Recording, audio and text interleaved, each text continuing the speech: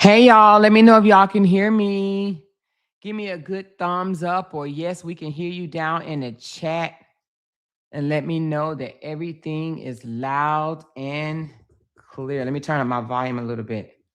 Yeah, okay, it should be loud and clear now. Let me know y'all come on up in here. Let's talk about this story right here, honey. Okay, I see some thumbs up and I see some yes, we can hear you. Thank you, Disanew Me. Thank you, Sandra. Thank you, everyone. Come on in, y'all. Listen, we got to get on this story. All right. So, y'all hit that thumbs up button for your girl. We are here to report on Miss Ashlee. Ashlee, it's been out since a couple of days now, but you know, we're gonna be talking about it tonight. All right. I tried to go get some really cute pictures of this couple and bring it over here. All right. So anyway, happy Monday, everybody. Happy Monday. Normally we do like a messy Monday or something like that or whatever, but we won't be doing that today or right now anyway. We are going to be talking about a story that just hit. All right. This is a story out of Tanzania, but it is dealing with some Americans that went to Tanzania. Raise your hand if you have heard anything about this story thus far. Ashlee Janae, she is an internet social media influencer. Have anybody heard about this story? Let me know. Let me know.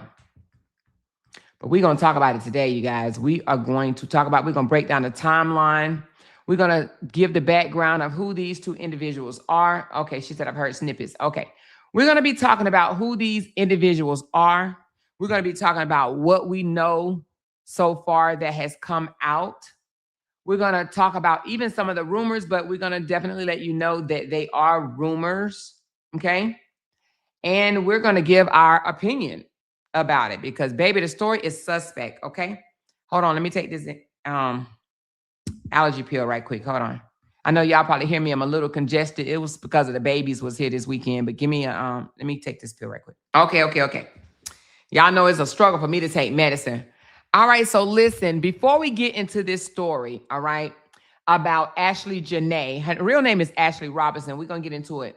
But before we get into this story, I just want you guys to know, I do have my coffee link pinned above if you want to give your girl a tip during this live stream.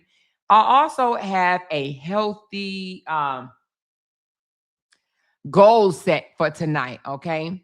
And my goal is set kind of high because, I just want to know, because I do know, that your girl can make her goal on any story, all right? On any story, not just the saga drama bullshit, all right?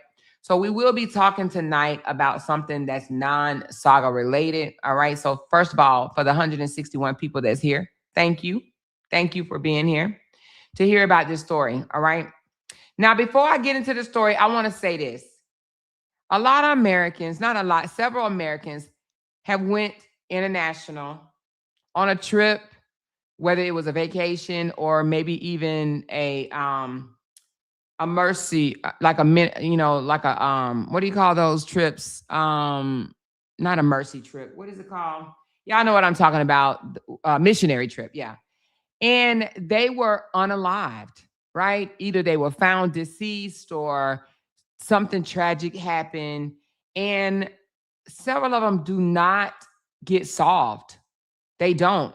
Only maybe one or two or so that I can recall that was actually truly investigated and was solved, right?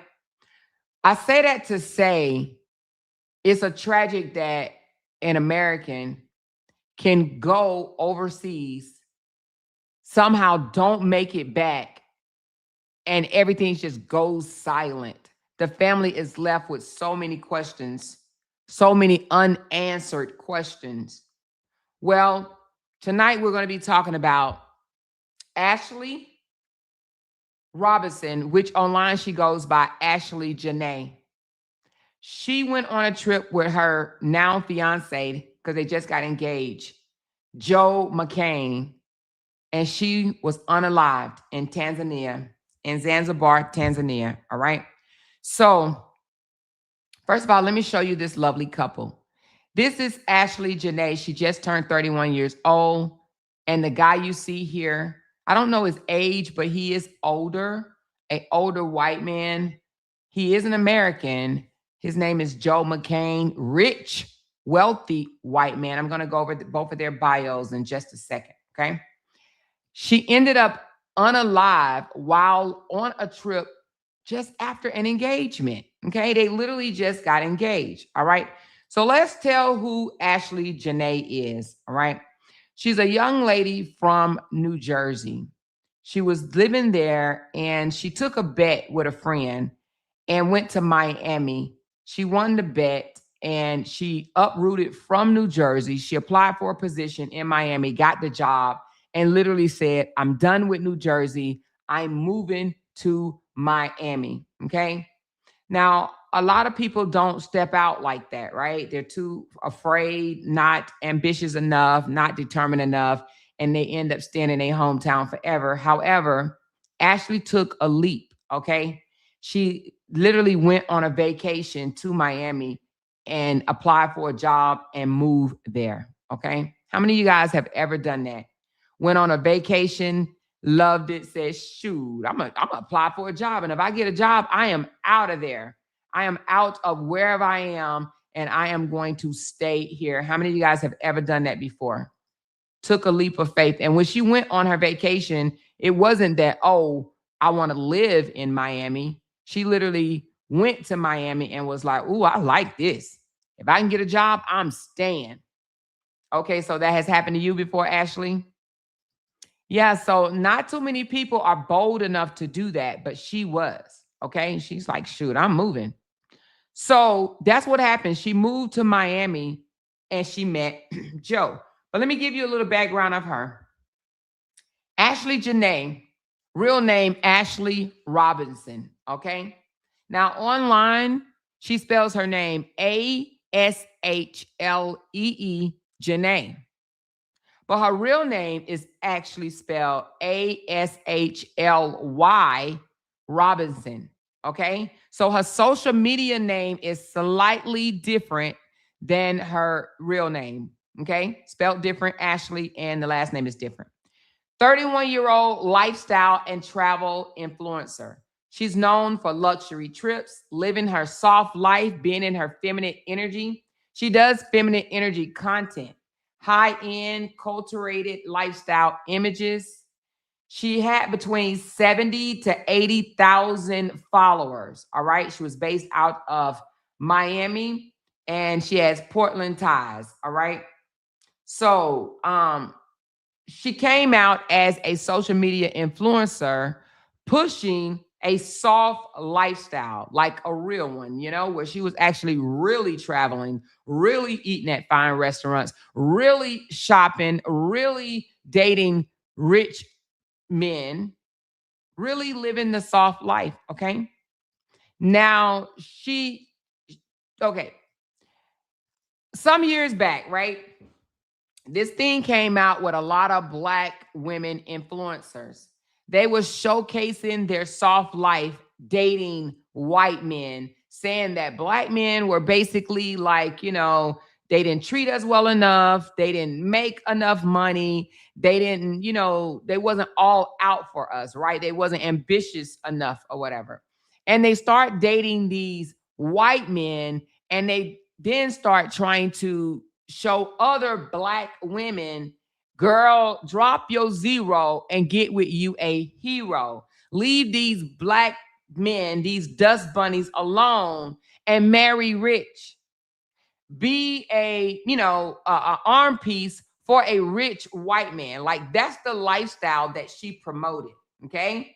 She literally would make little comments, and I think I got a couple of them.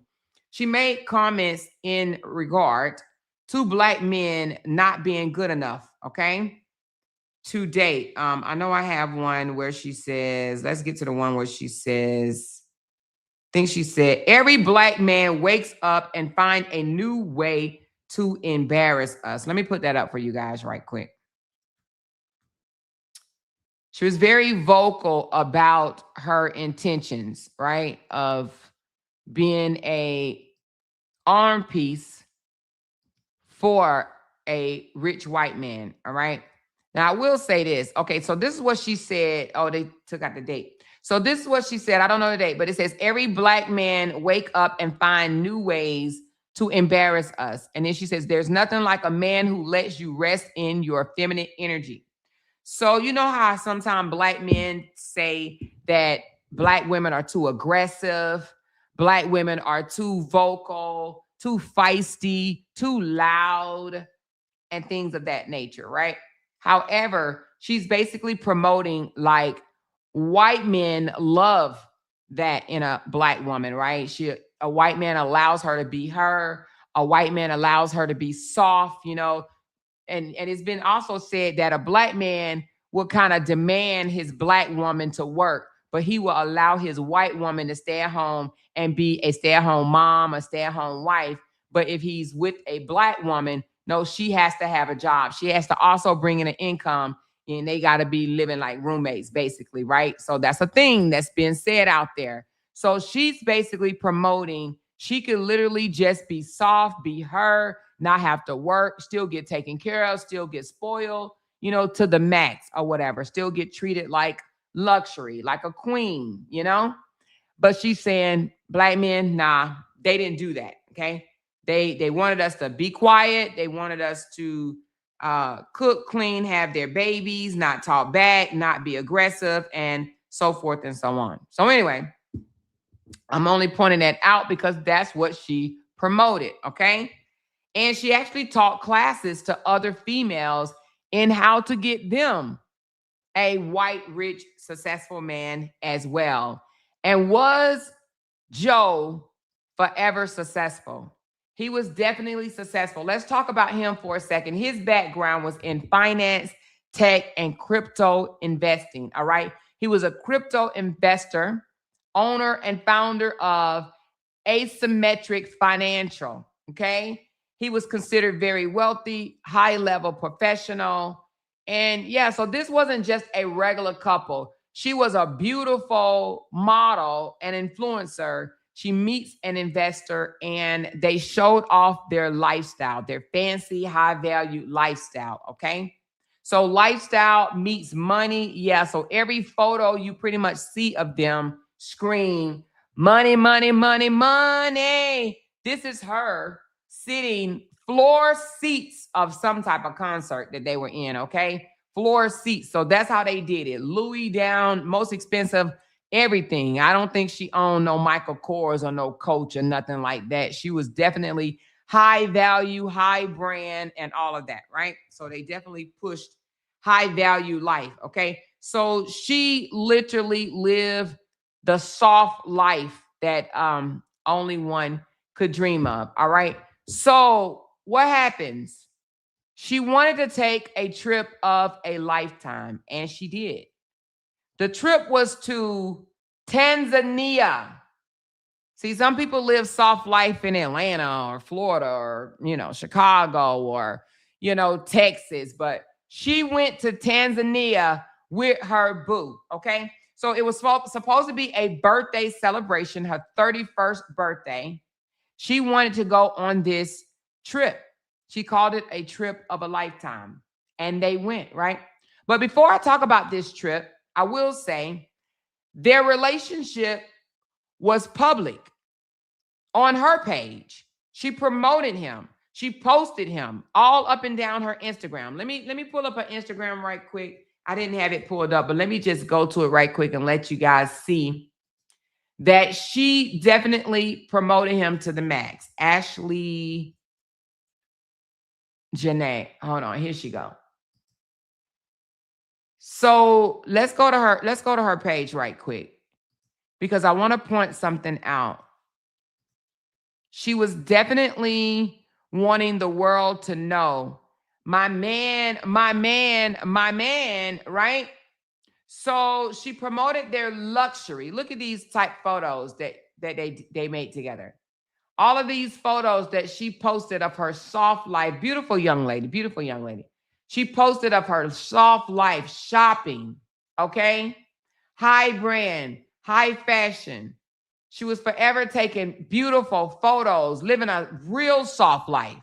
Real soft life. Nothing, real soft life. You know what I'm saying? Nothing hardcore about this type of life. However, he did not promote her on his page. Look at this. Woo, baby girl. You get it. You get it. You get it. Okay.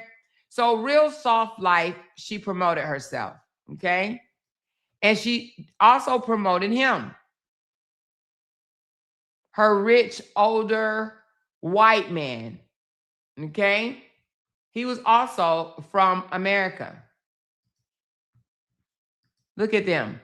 But he did not promote her on his page.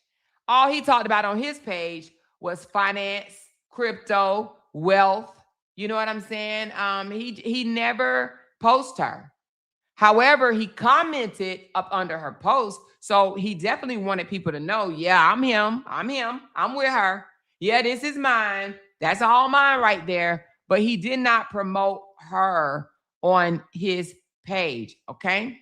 Now, let's go back into, well, this is another one. This is them on a private plane, private jet plane, whatever you want to call it, right? That's them. That's the life. That is the life, baby. You hear me? Why? Because he was rich. He did crypto investments, okay? Happy birthday, Ashlee. Look at this.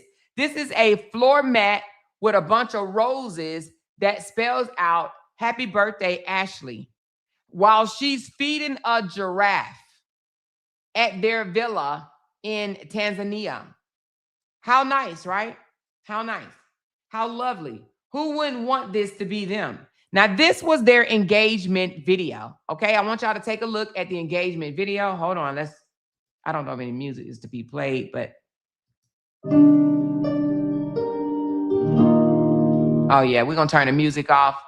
So they were both walking with the lion, right? Trained lion, of course. They're walking with the lion, and they allowed the lion to keep going while he dropped down on his knee, and he put a very expensive ring on his 31-year-old fiance's finger. Okay. All happy, right? All happy, go lucky. Look at it. Look at this. They're walking hand in hand. They're looking. He drops down on one knee. He pulls out the ring. The lion continues to move forward. She acts surprised. Okay. Yeah. All right. Whatever. She gets down. Oh my God. I'm so happy. This is the best day of my life. I'm marrying a rich white man. This is forever. I love you. Thank you for upgrading my life. This is forever. I am so happy. He looks happy. He got him a young, beautiful Black woman. Okay.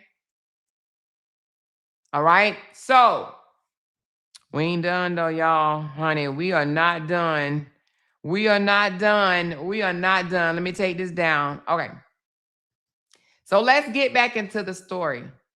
All Fanny and Danny, right? So that was their relationship. They appeared to be very happy. They traveled together a lot. Okay. She went a lot of places. Definitely living an elevated lifestyle. Okay. Now, he planned her birthday trip to Tanzania, and he proposed to her, as we just saw in that video. And they just looked so happy, and they was looking like they was stepping into the next chapter. Right here, she said, if this is a dream, no one wake me up, meaning let me stay here. Don't bother me, okay? And also on this one, let me pull this one up. She says, Chapter 31, and I am exactly where I needed to be. Now, this was on Twitter. This is what she posted on Twitter. Chapter 31, and I am exactly where I needed to be. Well, he responded under her post. He said, yeah, with me. With me. So, like I said, he commented up under her stories, but he never posted her on his page. Okay. Now, let me see if I can pull him up right quick. Again, all he really posted on his page was about the crypto, the finance stuff. Now, it could have been because he just, kept it a business page. We can always say that, right? Here he goes right here. He didn't, oh yeah, so it looks like he's already done closed off his account. Maybe I should have did it a little earlier. Hold on. It was open yesterday.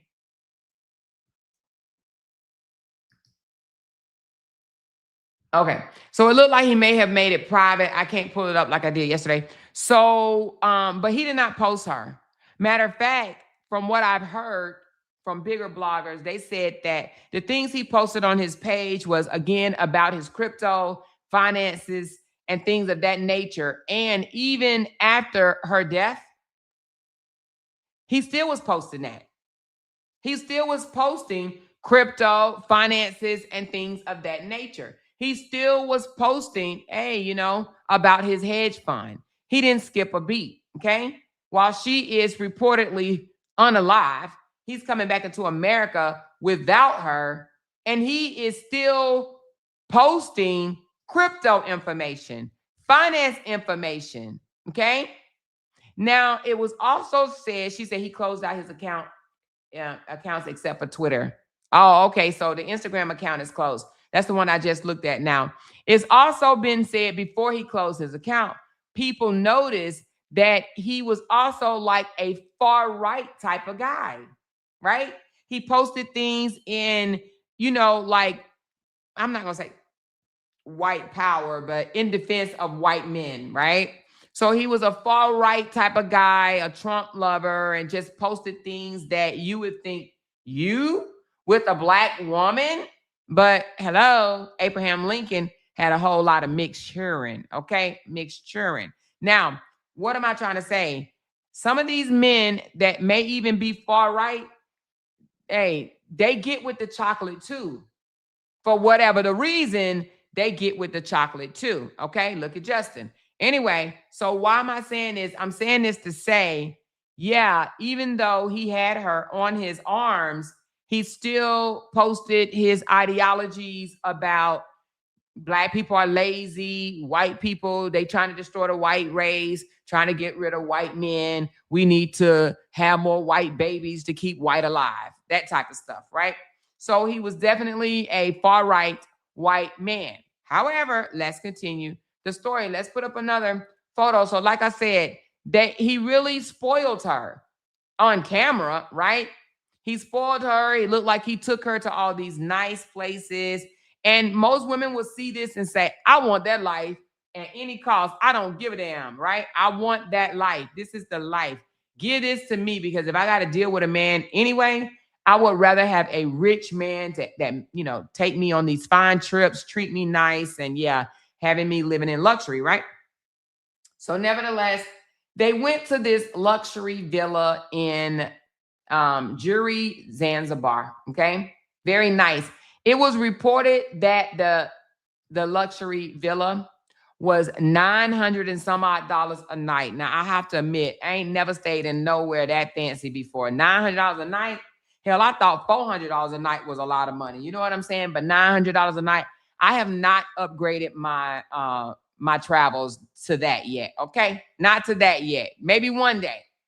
Maybe one day, y'all. Maybe one day. But as of yet, I've never stayed in a place for $900+ a night. However, 31-year-old Ashlee Janae has. Okay. So again, they were in this luxury villa. It was considered a romantic getaway because he did drop down on his knees and propose to her. So let's go over a little timeline. April the 5th was her birthday. That's when you see them walking with the lion. Okay. On April the 5th. She did a birthday celebration. He proposed to her during a safari, and she posted these videos and photos. Okay. Now, after this posting of them at the safari, she never posted again. Why is that? Well, let's talk about it. Let's talk about it. Okay. So, days after she posted this, which was approximately April the 6th through April the 8th, the proposal was April the 5th. After that, April the 6th through April the 8th, she's still at the resort, okay? But they had a disagreement. And I want to read where Tanzania News spoke of this disagreement. The disagreement was so bad between the two of them that they had to be separated, okay? The authorities said it was a misunderstanding. But what misunderstanding do you know or you've ever heard of to where they have to be separated? She had to get her own room. Okay? How many of you guys have gotten a disagreement with your spouse or your fiance, your person, to where on vacation, y'all had to get your own room? Whether she stayed in that room and he got another room, or whether he stayed in that room and she got another room. But they had to be separated.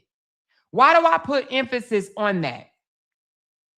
Because if a situation escalated so high to where the hotel staff had to step in and separate the two of them and put one in one room and one in another room, that had to be one hell of a disagreement. Do you hear me? One hell of a disagreement. Let's go to where this story, I'm going to put it up on here, where the authorities said that they had to separate them into their own rooms. I'm going to read it. Police in Zanzibar, they have confirmed that the suicide was the cause of Ashlee's death. The influencer died while on a holiday with her fiancé in Tanzania, and initial reports had suggested foul play. So they initially thought, something is funny about this, okay? However, North Ujanja Police Commander Benedict Maparajar, I may be saying his name wrong, told the Citizen after news of Ashlee Janae went viral across the global social media platform, they have now ruled out foul play in her death. Okay? After it went viral, they now say, there was no foul play. He said the incident occurred on Thursday, April the 9th, just 4 days after Joe got down on one knee and proposed to Ashlee. Okay? Just 4 days later.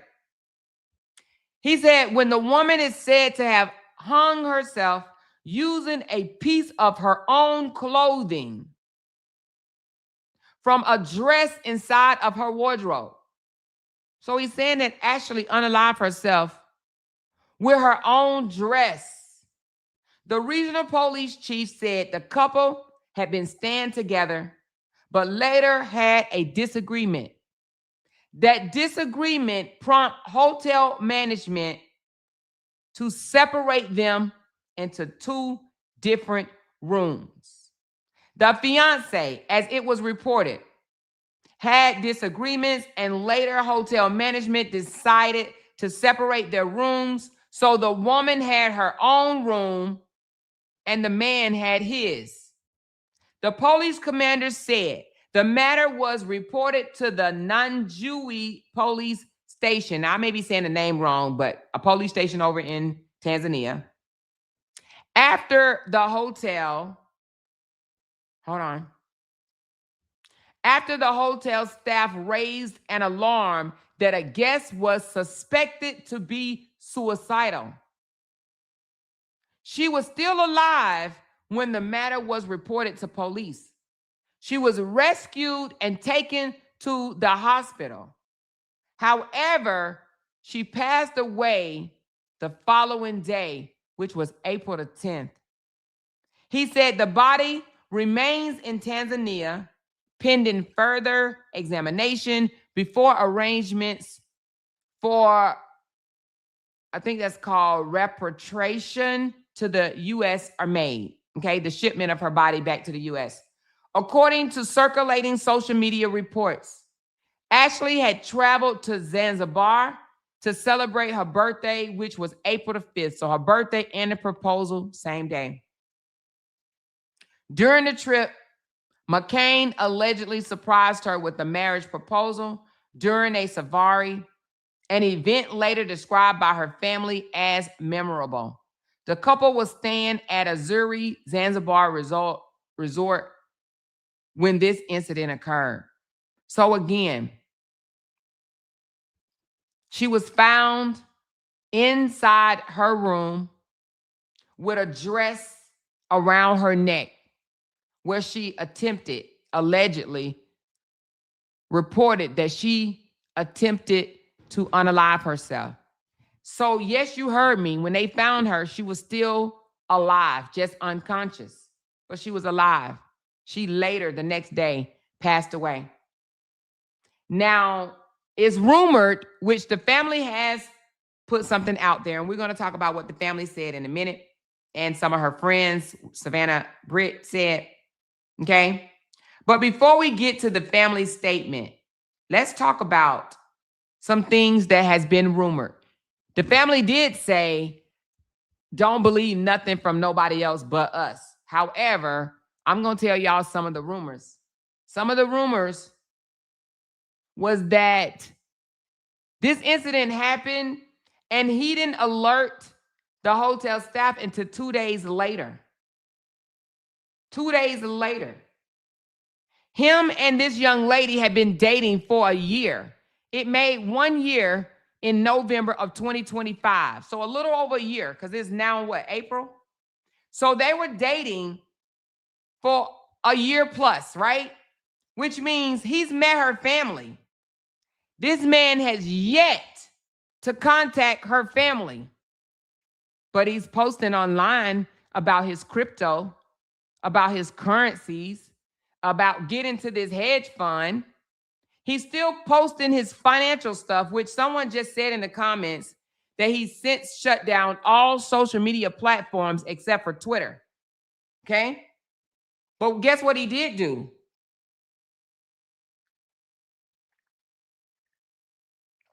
Yes, allegedly. Allegedly, he did not report this until 2 days later. Allegedly. All right? However, he's still posting his hedge fund information. However, he did share on his platform that she passed away by suicide.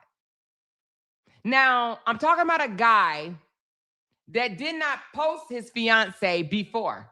These photos that you see of her sitting side court, on the floor, seats of some type of concert, these didn't make his page, but it made her page, okay? However, he did take to the internet to post that she was found unalived on their trip and she took her own life by suicide. He reported that. Yeah. But he didn't post these photos. These photos did not make his social media account. Right? Now, I'm not saying that just because a man don't post a woman don't mean that they together and things of that nature. However, I mean, if you're going to post that she's unalive, why don't you post, and that it was by suicide, why don't you post that you guys are a couple? So nevertheless, I found that to be funny. But let's continue. Now let's get to the statement from the family. All right. So let me pull it up right quick. Ashlee Robinson was on what should have been one of the happiest trips of her life, a birthday celebration in Zanzibar, Africa. Ashley's birthday was April the 5th. She had just turned 31 years old, surrounded by beautiful love and wildlife. She became engaged during a safari, an unforgettable moment that marked the start of a future she was so excited to build. It's so small, y'all. She and her fiancé, Joe McCain, were staying at a luxury villa at the Zuri, Zanzibar, continuing what we believed was her dream trip. But just days later, that dream turned into our family's worst nightmare. Ashlee was found unconscious in her villa and was rushed to a local hospital where her death was confirmed hours later. Nothing about this loss feels real. One moment she was celebrating love and life in truly Ashlee fashion, and the next she was gone. The suddenness, the unanswered question, and the distance from her home have made this tragedy even more overwhelming for our family. At this time, there is an active investigation into the circumstances surrounding Ashlee's suspicious passing. Although we have many questions, we are placing our trust in the officials in Zanzibar and are working closely with them as we seek clarity and answers. Ashlee was deeply loved. She was vibrant, full of life, and had so much ahead of her. Our family is completely devastated, and we appreciate the prayers, the compassion we have received as we navigate this unimaginable loss. We respectfully ask that any information not directly provided by our family be treated as unverified and not considered factual at this time. Okay. Robinson and the Injuries family. That's what it looks like. It's so small, but I'm gonna post it up here. It's so little. Oh my God, it's so tiny. But so basically, we are going to treat everything that we're talking about today as unverified because that's what the family wants us to. However, baby, it's a whole lot going on. So this is the small. I can't read that. But anyway, I just read it. So anyway, so that is what the family is saying. Now, a friend of hers said something different. A friend of hers is outright saying, this is foul.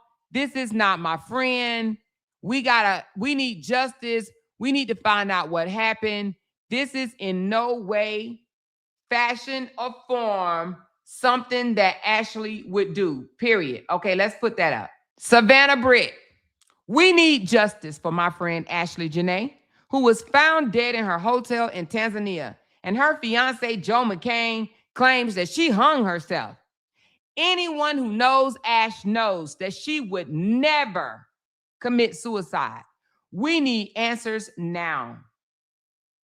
We need answers now. This is her friend. She ain't falling for the banana in the tailpipe. She's like, nuh-uh, we ain't doing that. Anybody that knew her knew that this is not her character, not her personality. She would not unalive herself, okay?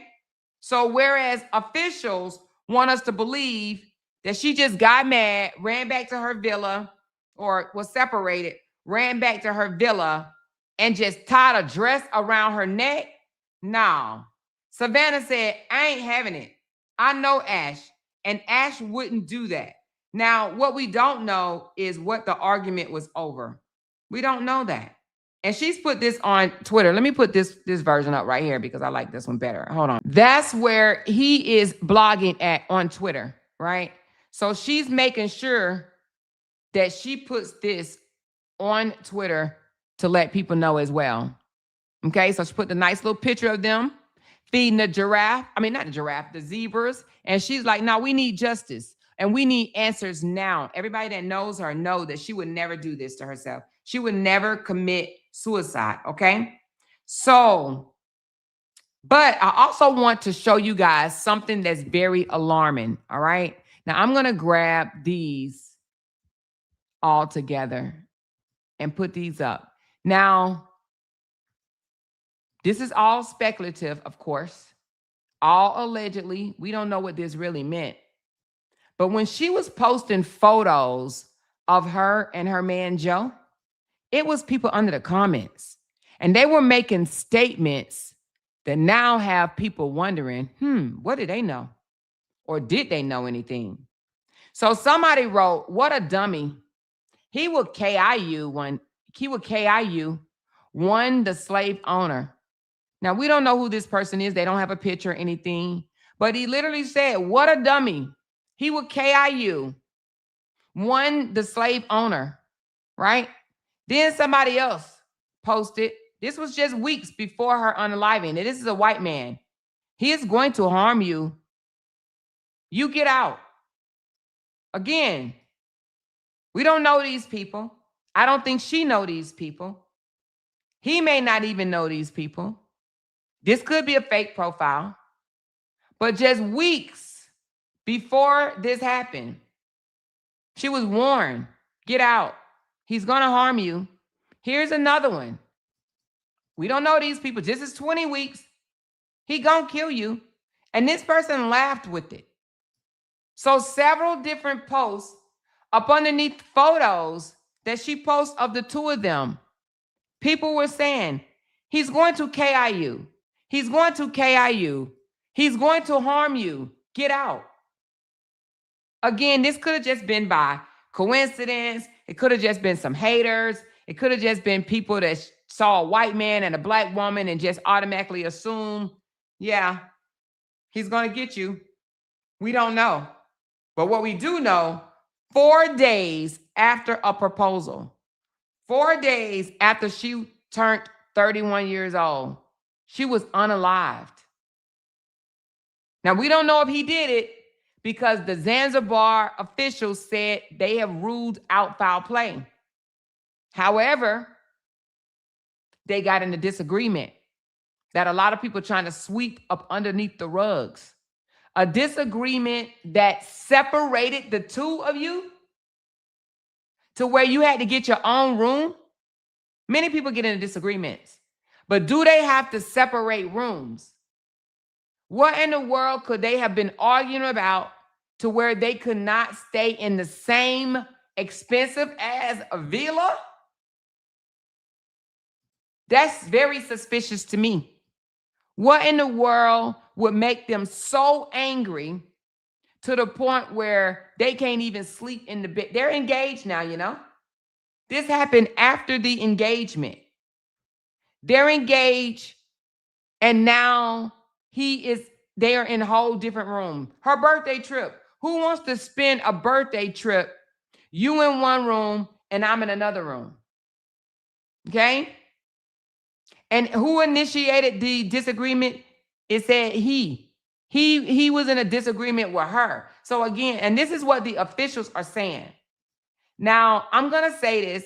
I'm going to put my own little spin on it. And y'all see the allegedly going across the bottom.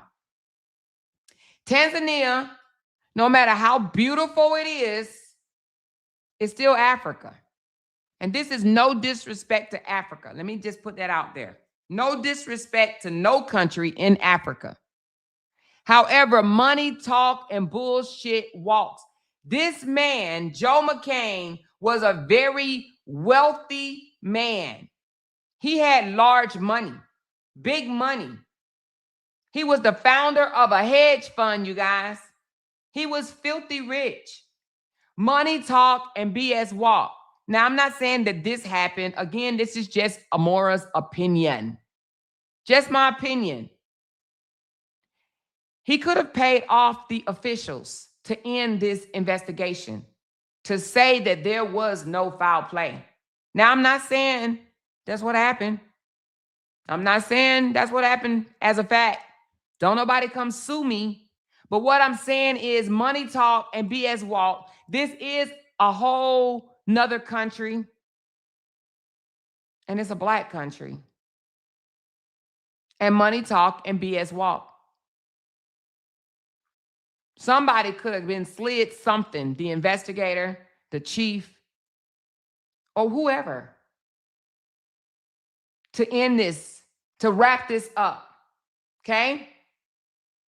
To say no foul play. Because like I said, initially, it was ruled that there was foul play.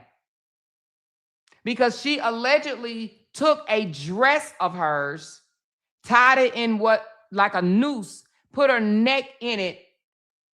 And I heard that they said that she kicked I don't know, she must have tied it to like the ceiling or something, and it with a chair underneath her, and then she kicked the chair or something like that. That's what I heard one blogger say. I don't know where they got that information from. Again, this is unverified information.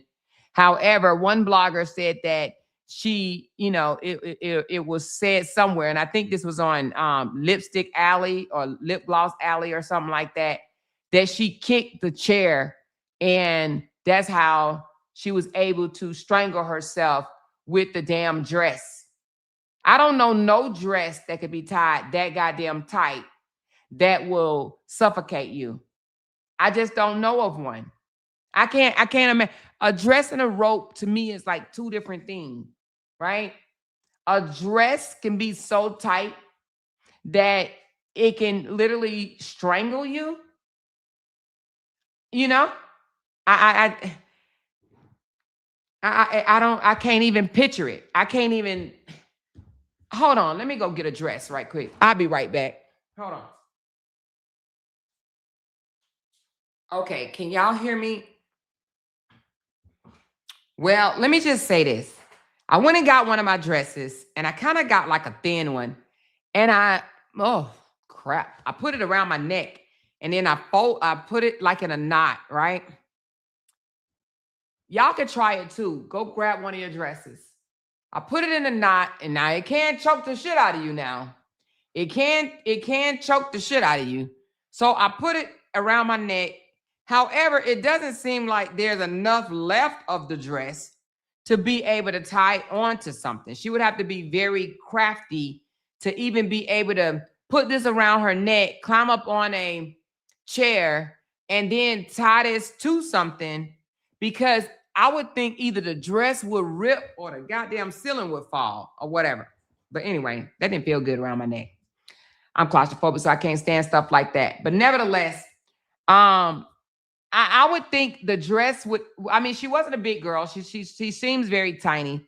I would think the dress would either rip or the ceiling would collapse, right? I would think that. However, and then I guess you could, I mean, and then what in the ceiling are you going to tie it to? So anyway, all I'm saying is it sounds very suspicious to me. Kind of impossible, but I'm not going to say 100% impossible. It just sounds impossible. It sounds like, nah, that girl has some assistance. I'm not buying the strangulation story. I mean, the suicide story. I'm not buying it right now. I can't buy that, because your life is so grand, so picture perfect ready, but yet y'all got into an argument so bad that you had to be separated. That alone should raise suspicion. And a lot of people are not talking about that. A lot of people are not talking about the fact that they had to be separated. And they said that he was in disagreement with her. So, they said he was the one that was in a disagreement with her. So again, I don't know what it is. I don't know if she was like, hey, can we do a threesome? I don't know. I'm just all speculating right now. However, something happened to the point where they were so mad that this luxury, beautiful spot, they had to be separated and split into two separate rooms. So right now they are saying that Joe McCain is not responsible, okay, of her death. That they're writing it off as a suicide, and the family is not buying it. The friends are not buying it. They are screaming justice for Ash. They want justice for Ash because they are not believing a woman could be so happy teaching other women, this is the life, you guys. This is where you need to go. And now all of a sudden you saying she unalived herself for what? For why? And even when they found her, she was still alive. She was unconscious, but she was still alive. She died the next day. She said, Amor, who knows, said that they had an argument and they had to be separated. Who knows if they didn't have somebody to do this? Who didn't have somebody to do this? You mean somebody else other than him go into her villa and do it? Well, who knows? That could have happened too. But what I'm saying is they were separated into separate villas. Now, she said, I'm not buying the noose bullshit. Girl, they said it was a dress. She unalived herself with her own dress out of her own wardrobe, okay? These popular vacation spots are so quick to rule out foul play. Sounds just like that Shaniqua Robertson case in Mexico. Yes, now, I'm not saying this happened, but officials could definitely be paid off. Investigators could be paid off. If the man has money on top of money. Let me tell you what's suspicious to me. Somebody that you just proposed to. Let's get back to that proposal video. Let's get back to this damn proposal video, right? Somebody that you're proposed to or you're engaged with, right? Let's get back to this video as I speak what I'm about to say. Hold on.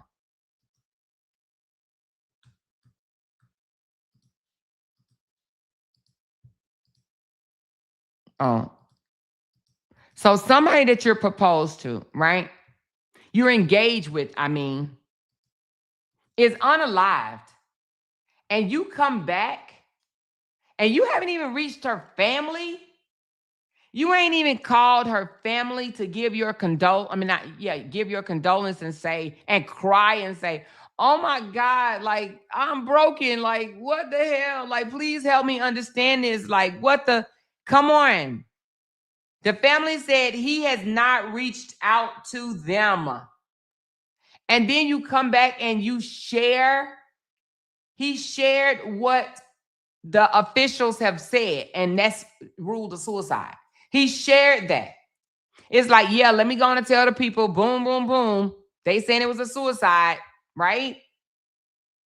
But yet this supposed to be somebody that you dated for over a year. I would be too devastated to post anything about some goddamn finances. What about y'all? Could you really still continue to post about your money, your hedge fund?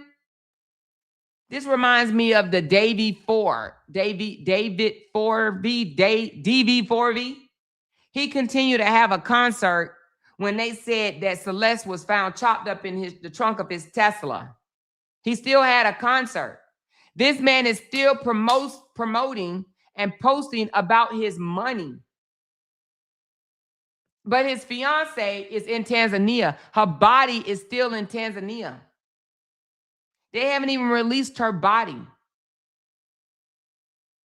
She said, how old was he? If I'm not mistaken, let me see. I want to say he was, hell, he looked 60-something, but let me see how old he is. Let's go back to his bio. I ain't even read his whole bio. I just only read half of it. Let me go back to his bio. Let's get into Joe a little bit more, y'all. Y'all want to get into Joe a little bit more? Let's get into Joe. Let's get into Joe. Does it say his age? All right, who is Joe McCain? He's a finance investor, a founder, CIO of Asymmetric Financials, a crypto fund manager, has 20 plus years experience across Wall Street, Silicon Valley. He worked in trading, ventures-backed companies, and crypto and blockchain investing. So he wasn't just, Ashlee's boyfriend. He was a man with a lot of money, a lot of connections, and experiences in high-level finance and the tech world, okay? Now, before his career as a crypto trader, founder of one, he worked in traditional finances on Wall Street. He held roles in big tech jobs like Microsoft.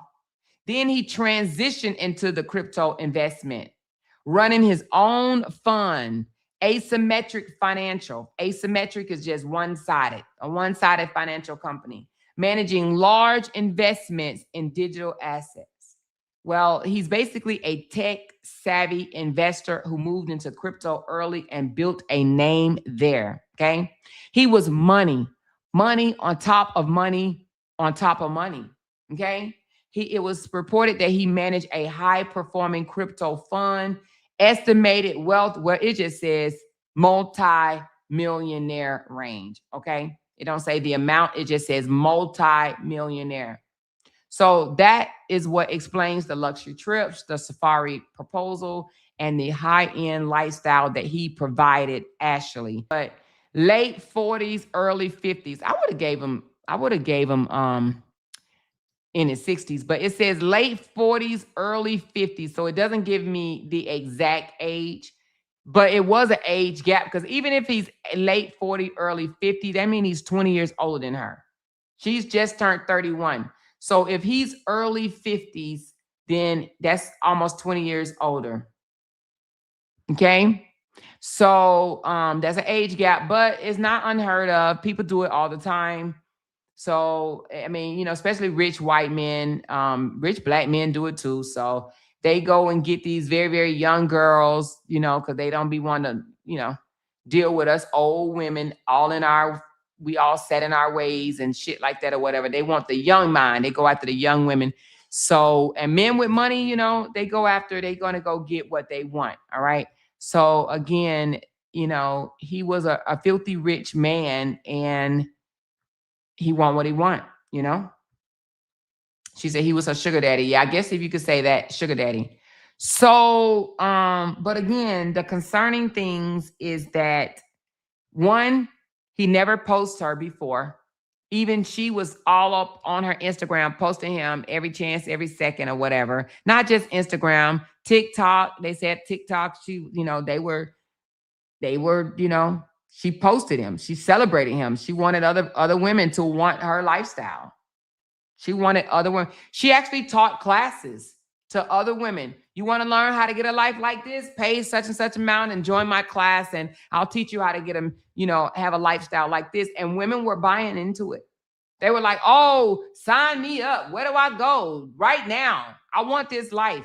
It's actually called something. Let me see the name of it. I think it's called a divester. Let's find out the definition of a divester woman. Okay. Now I had never heard of it before. Hold on. Divest. A divester woman is a woman who has made a conscious decision to stop investing her time, energy, and emotions into situations, people, or relationships that no longer serve her. She's not operating from bitterness. She's operating from awareness. At some point, she looked at her patterns, her experiences, and the outcomes she was getting, and decided to move differently. Instead of overgiving, over-explaining, or trying to prove her worth, she shifts her focus inward toward her peace, her standards, and her personal growth. A divester woman prioritizes stability over chaos, clarity over confusion, and alignment over attachment.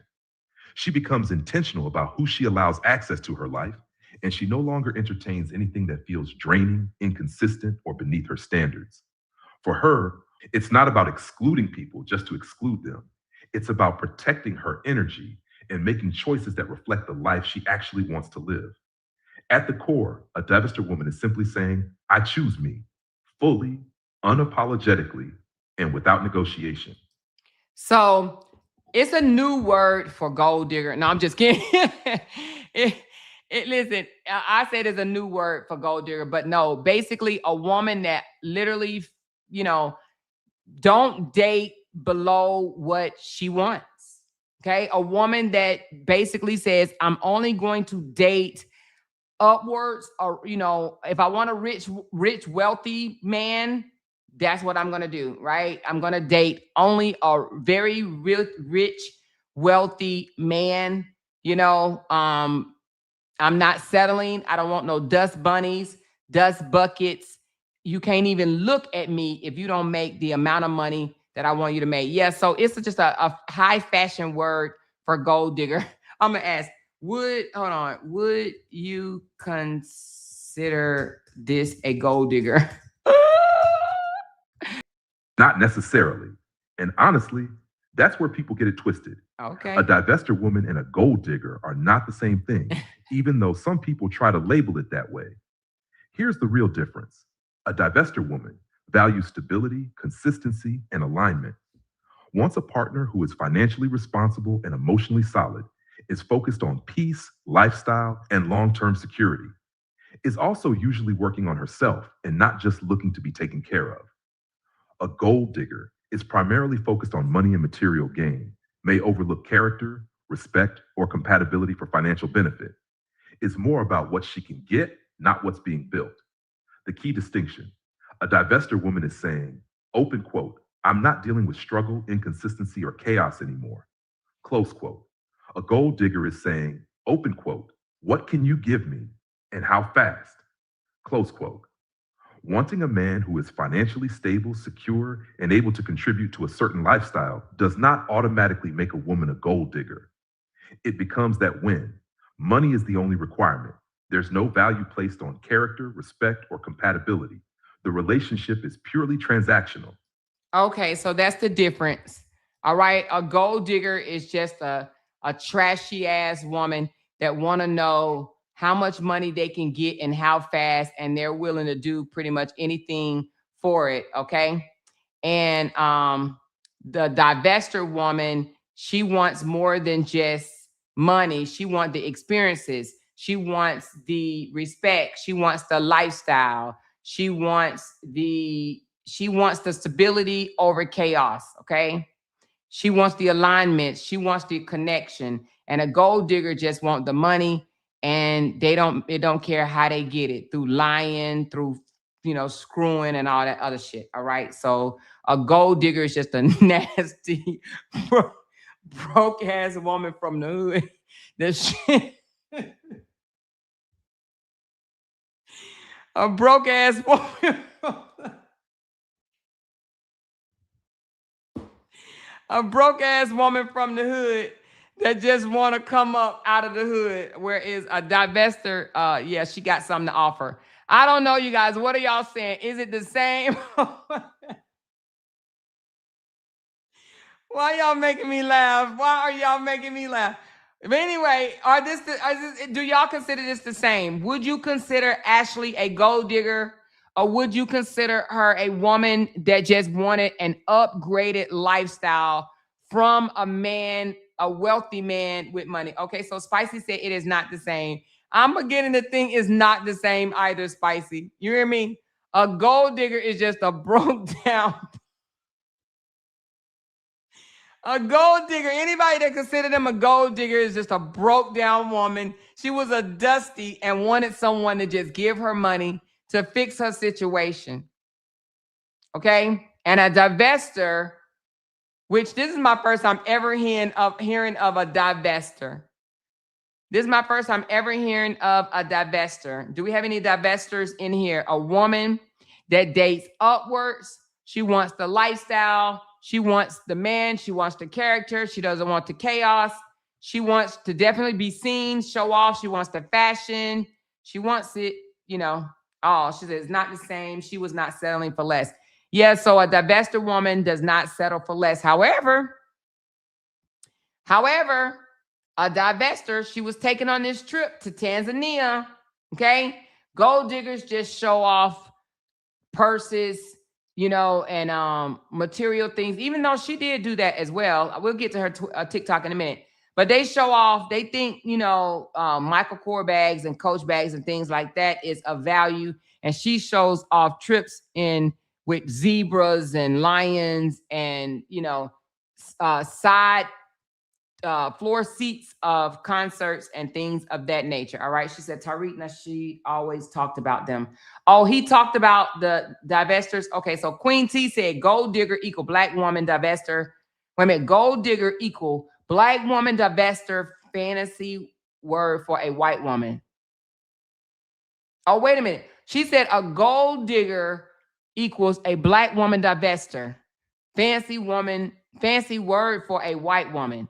So are you saying that Ashlee wanted to live as a white woman?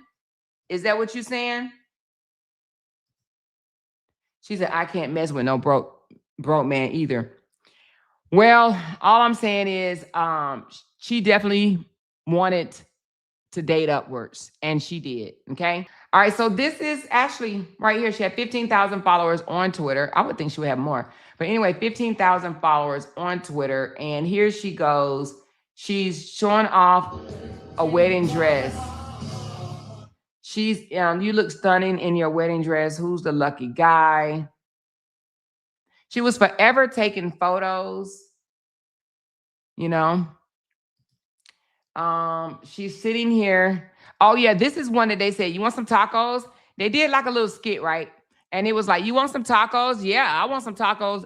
To where they wanted tacos, and unlike us, we have to go down to the Taco Villa or Taco Bell or whatever y'all have. I think we got a toasty taco, whatever is the name of it down there. We want some tacos. We got to go down there to the tacos, tasty tacos or whatever is down the street. They wanted tacos, and they woke up and he said, you want some tacos? She said, yeah, I want some tacos. And they flew out the damn country to Mexico or somewhere and got them some damn tacos. Okay, let's go to it. Hold on. Hold on. I'm gonna take off the music because I don't want this to get ban. So he said, we should go get tacos. And she says, where? And he says, I don't know. She said, I don't know. He said, I don't know. She says, I don't know. He says, I don't know. She says, I don't know. And now they at a resort in Mexico eating tacos. Okay. Couple trip, you wake up in the morning, you say you want some tacos, and you end up in Mexico. That's a divester woman, okay? Where your man, instead of saying go down in the kitchen and put together some dang on ground beef, some cheese and lettuce, tomatoes, chop it up finely, okay? She said, wait, they flew to eat tacos. They sure did. They flew out the country to a whole resort in Mexico to eat them some tacos, okay? Again, this is a divester woman. You can go, she can do whatever she wants, okay? So she did a lot of shopping. This one, she says, how life sounds when you left Mr. What you doing for Mr. Be Ready at 8. Okay, so she basically was so against a man texting her WYD. What you doing? What you doing? So she said, this is the life when you leave these itty bitties that want to text you, what you doing, instead of a man that texts you and say, be ready at 8 and don't be late. Okay? All right? All right. Who wants to be a divester woman? Who wants to be a divester woman? This is her. She was a model.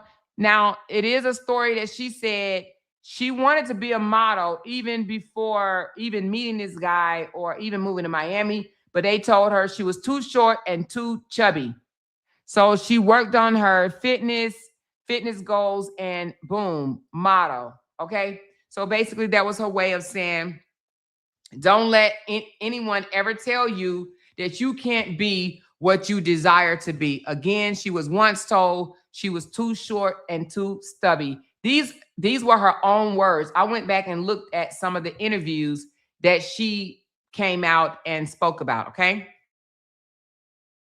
Yes, and she was also, you're right, she was also in Drake and Rick Ross and a few other entertainers' videos. So when she moved to Miami, she became, instead of just a regular woman that, you know, had a dream, she actually put that dream to work. So she was actually a video vixen, a model, and yeah, and got the lifestyle that she wanted. All right. This was, she's talked about traveling to Cancun. She ate healthy because she had to keep her shape and things of that nature. But let's go to, oh, well, no, that's not the one I want you to listen to, is it? I think this is the one that she was speaking on. Yeah, let's listen to this one. She said some real stuff on this one. Hold on. You know, I always find it interesting when people are like super shocked that you would make a decision out of like the kindness of your heart or a decision out of love, because it makes me think. The reason you're asking me like, are you sure, or are you not gonna go back on your decision, or it's because you would do that. So you're so shocked that I would do something because you wouldn't do it. And I sit on that. Because sometimes we give so many people, it's the word I would use, we give them the treatment that we wish to receive from them. And they're so shocked when we give it to them because they would never do it for us. Shit's crazy. So basically, in a nutshell, she's saying that people, you know, I guess ask her about, are you sure you're making the right decision? Are you sure you want to do this? And she's basically saying the reason why they're asking her, are you sure, is because they're not sure that that's something that they want to do. Okay. And basically she was talking about that high value, divester lifestyle that, that, you know, we're so busy giving people the treatment that we want, but we don't get it back in return. Okay. So she's basically saying, am I sure I'm only going to go after what I want? Wanting a man to treat me the way I want him to treat me, and that's it, that's all? Yeah, I'm sure. She's saying, you ask me that because you're not sure. You're not sure. All right. I think this is the same one. No, I think it's a different one. Now, I'm not sure if Sorry. No, not this one. Now, I'm not sure if everybody was just like not taught the unspoken rule or if y'all just stopped giving a fuck. I don't know which one it is. I can't fault y'all for not knowing. But it's been happening so often lately that I feel like I have to say something. I have to. Because enough is enough. Walking is like driving a car. It means you stay to the right at all times.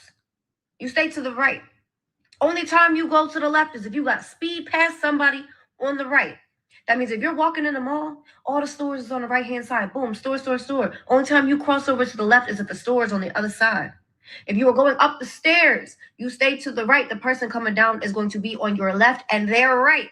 Still staying to the right. What's not clicking? Make it make sense. You are fucking up feet traffic. Fucking it up. Now, I'm not sure if everybody would.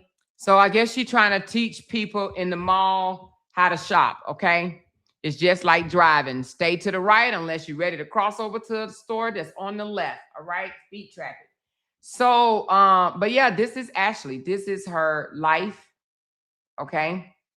She's very beautiful. And yeah, she was an influencer. She made money influencing, but I'm sure she made more money after getting with him and showing off a lifestyle that screamed beautiful, lucky, luxury, upgrade, upscale. Yeah, that's the life that she lived.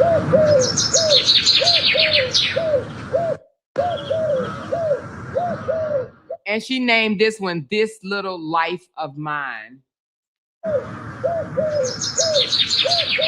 And as you read the comments, there's people in there saying, he did that. He did that. Where is the pictures? You worked so hard for this. And then people start making comments about what just happened, like you were erased, RIP, yeah, stuff like that. So anyway, but yeah, this is on her trip. This Little Life of Mine. Okay, this one right here. She says, okay, this is when she wanted to be a model. And this is what she said. Let's go back to it because this is what it says. Me at 5 being told by Barbizon, I'll never be, oh shit. Hold on. Y'all know I got to take my hand off. I'll never be a model because I'm too short and chubby. So, you know, and then she says 20 years later, whatever, right? Something like that. Hold on. 20 years later. So it looks like she was told that she would never be a model because she was too short and chubby. And basically right here, she's showing 20 years later, I look just as good as a white model, a white woman, okay? So let me just say this. In my opinion, this is a woman that may have dealt with a complex, you know? When you're told that you can't be something and then you work hard to try to show that you can, you know, or you can do it, or you can be just as good as the next. So right here, she's showing 20 years later, but the reason why she's right by the white woman is because this is showing not only can I do it, I could do it and do it better, okay? So again, because she posted this and put it like this, this tells me, and this was on in 2022, February of 2022. So it appears that she may have been dealing with some things that she was told in her past. 20 years later, she's showing that she is a model. So she definitely had a point to prove. And she's in T.I. Drake videos.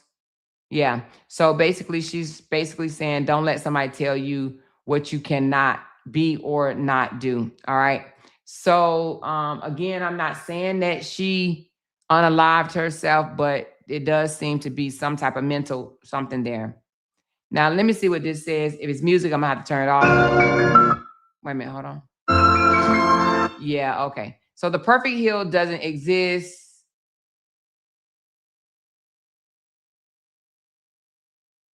The perfect heel done. Okay, so I guess she just showing off some shoes from Paris. Okay, some shoes from Paris that she unboxed. So anyway, y'all get the gist, right? Chanel, how can we ever explain this feeling to a man? So basically, this one says, someone put this in a man term for me. Someone put this in a man terms for me. So she definitely showed off her lifestyle, her gain, her relationships, her happiness, her luxury, her value. Yeah. And women, and she showed it off and got paid on social media for it. And women, that's what they wanted. They wanted that. They're like, yeah, I want to be an Ashlee Janae. She's living her life.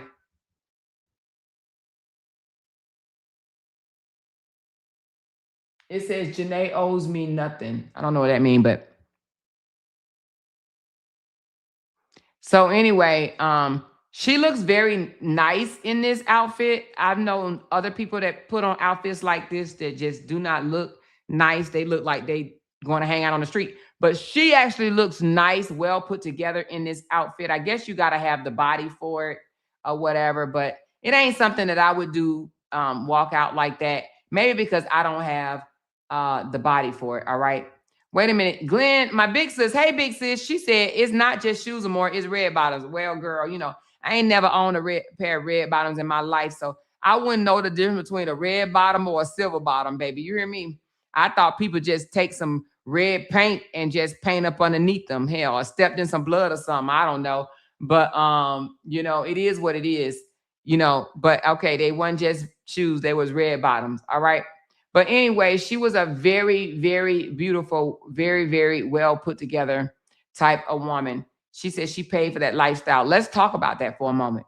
Let's talk about that because a lot of people want to be, as we can see in these comments, right? You know, let me read someone before I say what I got to say. It says, she is so beautiful, literally such a baddie, beautiful. Oh, somebody said beautiful but broken. So now these are all from now. I kind of wanted to read it from, okay. So the ones from back in the day, somebody said, oh, you so fine as fuck. And then it got all these fire for hot and the googly eyes and things of that nature. So now they're saying like, rest in peace. And this is so sad. And, you know, somebody said she was insanely beautiful. Yes, she was beautiful. So now let's talk about what Dupoop just said.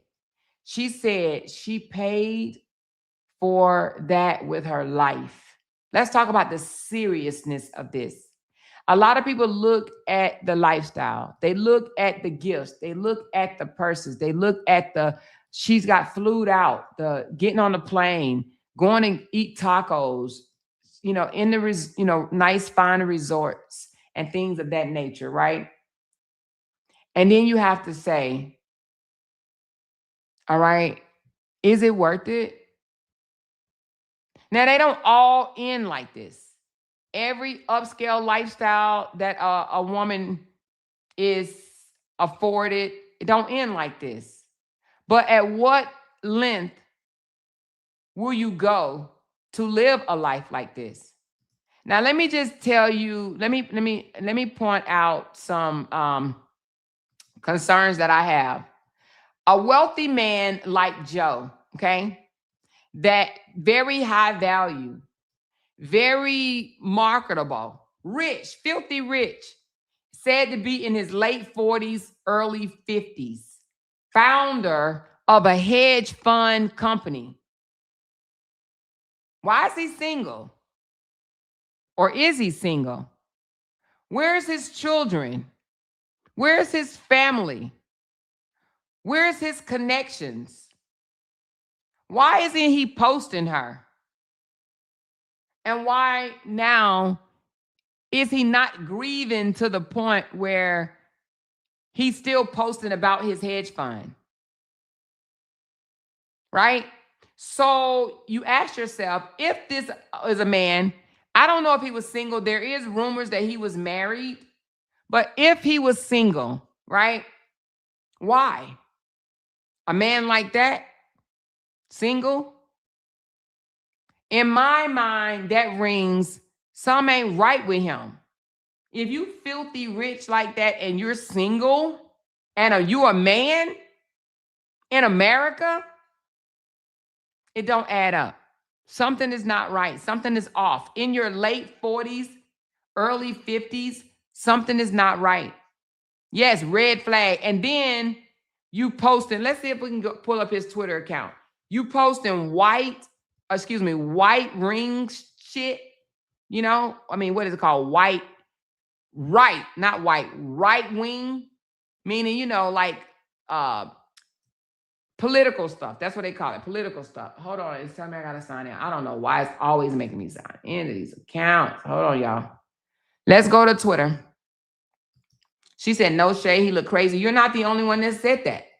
You're not the only one that has said he looks dangerous. He looks scary. He looks like he, you know, short-tempered. But you can't always base that on that. But, you know, it's people saying that. This is his Twitter account, you guys. Now, again, he just lost a fiance, right? So April the 8th, while still on the trip, you know, he proposed to her April the 5th. She was found deceased. Oh, yeah, she was found deceased April the 9th. Okay, never mind. So April the 5th, when he proposed to her. So he locked his other accounts so we don't see anything. Now, I don't know. I know you can have your account set up to where it posts by itself, or he could have a manager working his account where they post for him. So this not necessarily him posting this, or he could have, you know how you can upload.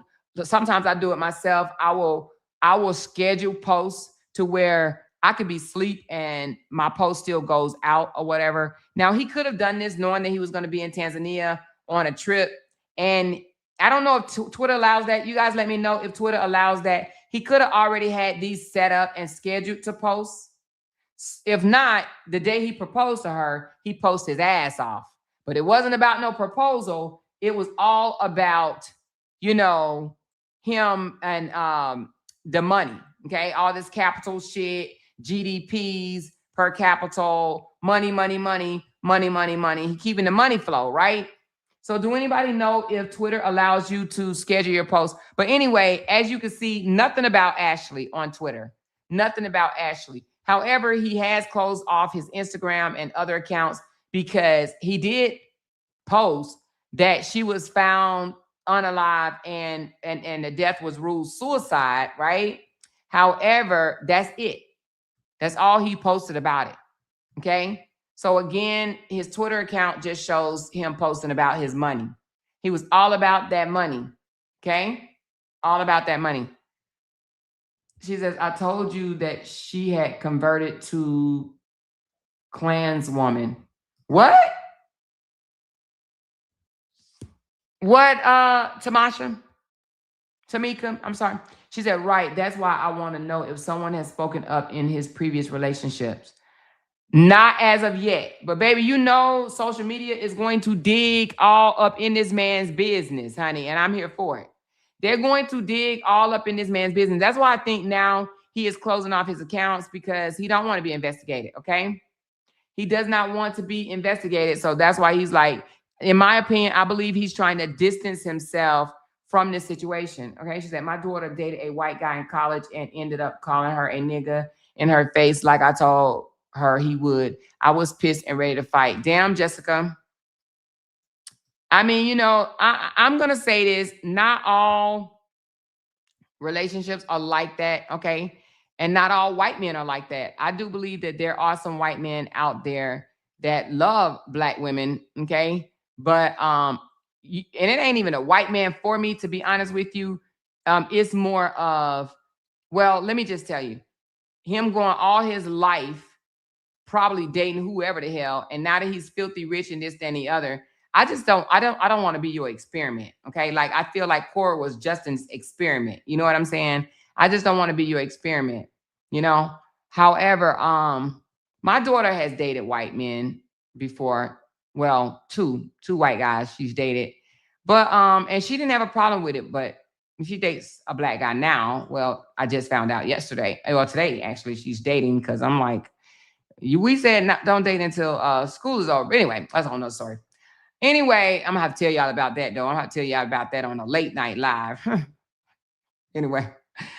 But I don't think they all are like that. But I think that men with money think that they can buy anything that they want. You know what I'm saying? That they can buy anything that they want. And I believe that sometimes, and it appears to be in this situation, that he was buying her. That he was buying her. Now, I would love to know what the argument was about. We don't know that as of yet. But let's listen to one of my favorite bloggers. I'm going to stay on this story.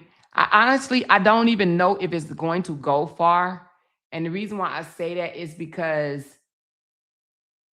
it was in another country. And unfortunately, Ashlee is a Black woman and her fiance was a white man. Okay. And, you know, I just feel like they don't take us as serious. A divester is usually saying she's being intentional about who she dates. She's raising her standards financially, emotionally, and lifestyle-wise, and she no longer entertains relationships that don't benefit her growth.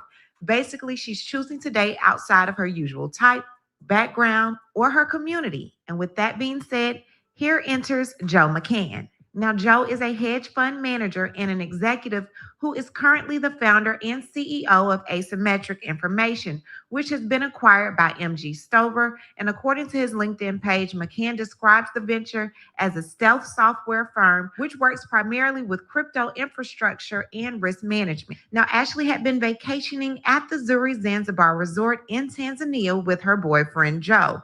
During the trip, she shared on Instagram that the two had gotten engaged after Joe proposed to her while they were on a safari. Now, she even posted a video capturing that special moment. Throughout the trip, Ashlee appeared happy and fully enjoying herself.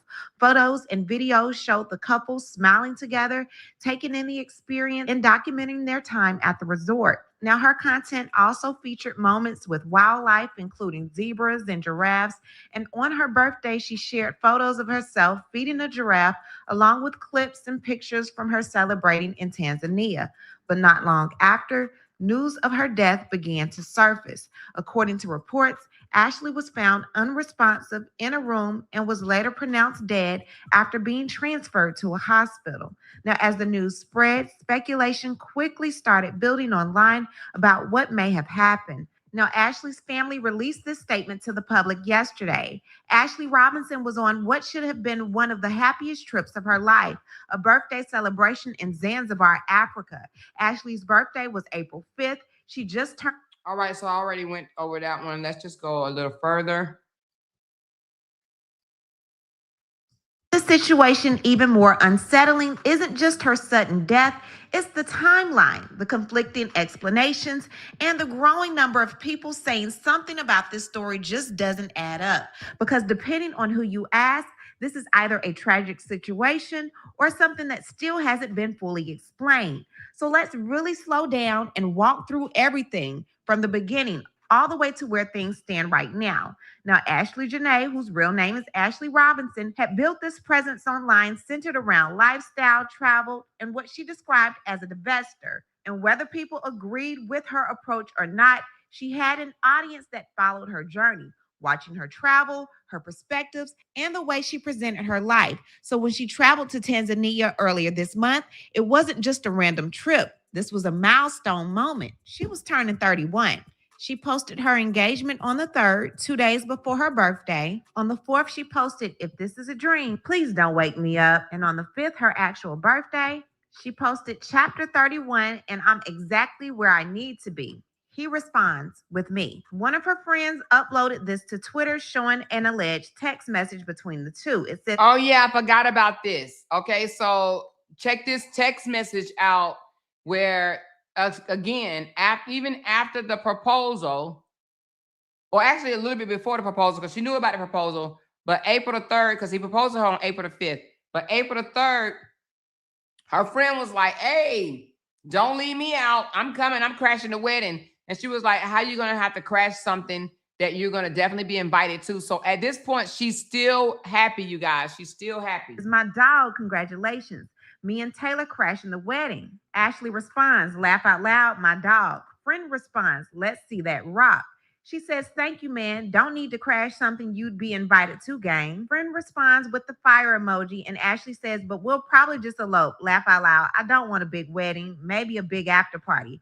Friend says, "We shall be there." This all happened April 3rd, the day she became engaged. Surprisingly enough, being on a trip like this, she never posted again after that birthday. Now, saying I'm exactly where I need to be is what has many of us struggling to process what happens next. So let's think for a second. She's on a luxury vacation, she's celebrating her birthday, and she just got engaged. Now, to most people, this sounds like the beginning of a new chapter, not the end of one. And that's where the timeline is so important, because everything, at least on the surface, was moving in a direction that looked positive. There was no public signs of distress that had been widely confirmed, no clear indication that something was wrong, at least not from what people could see. But then within days, everything changed.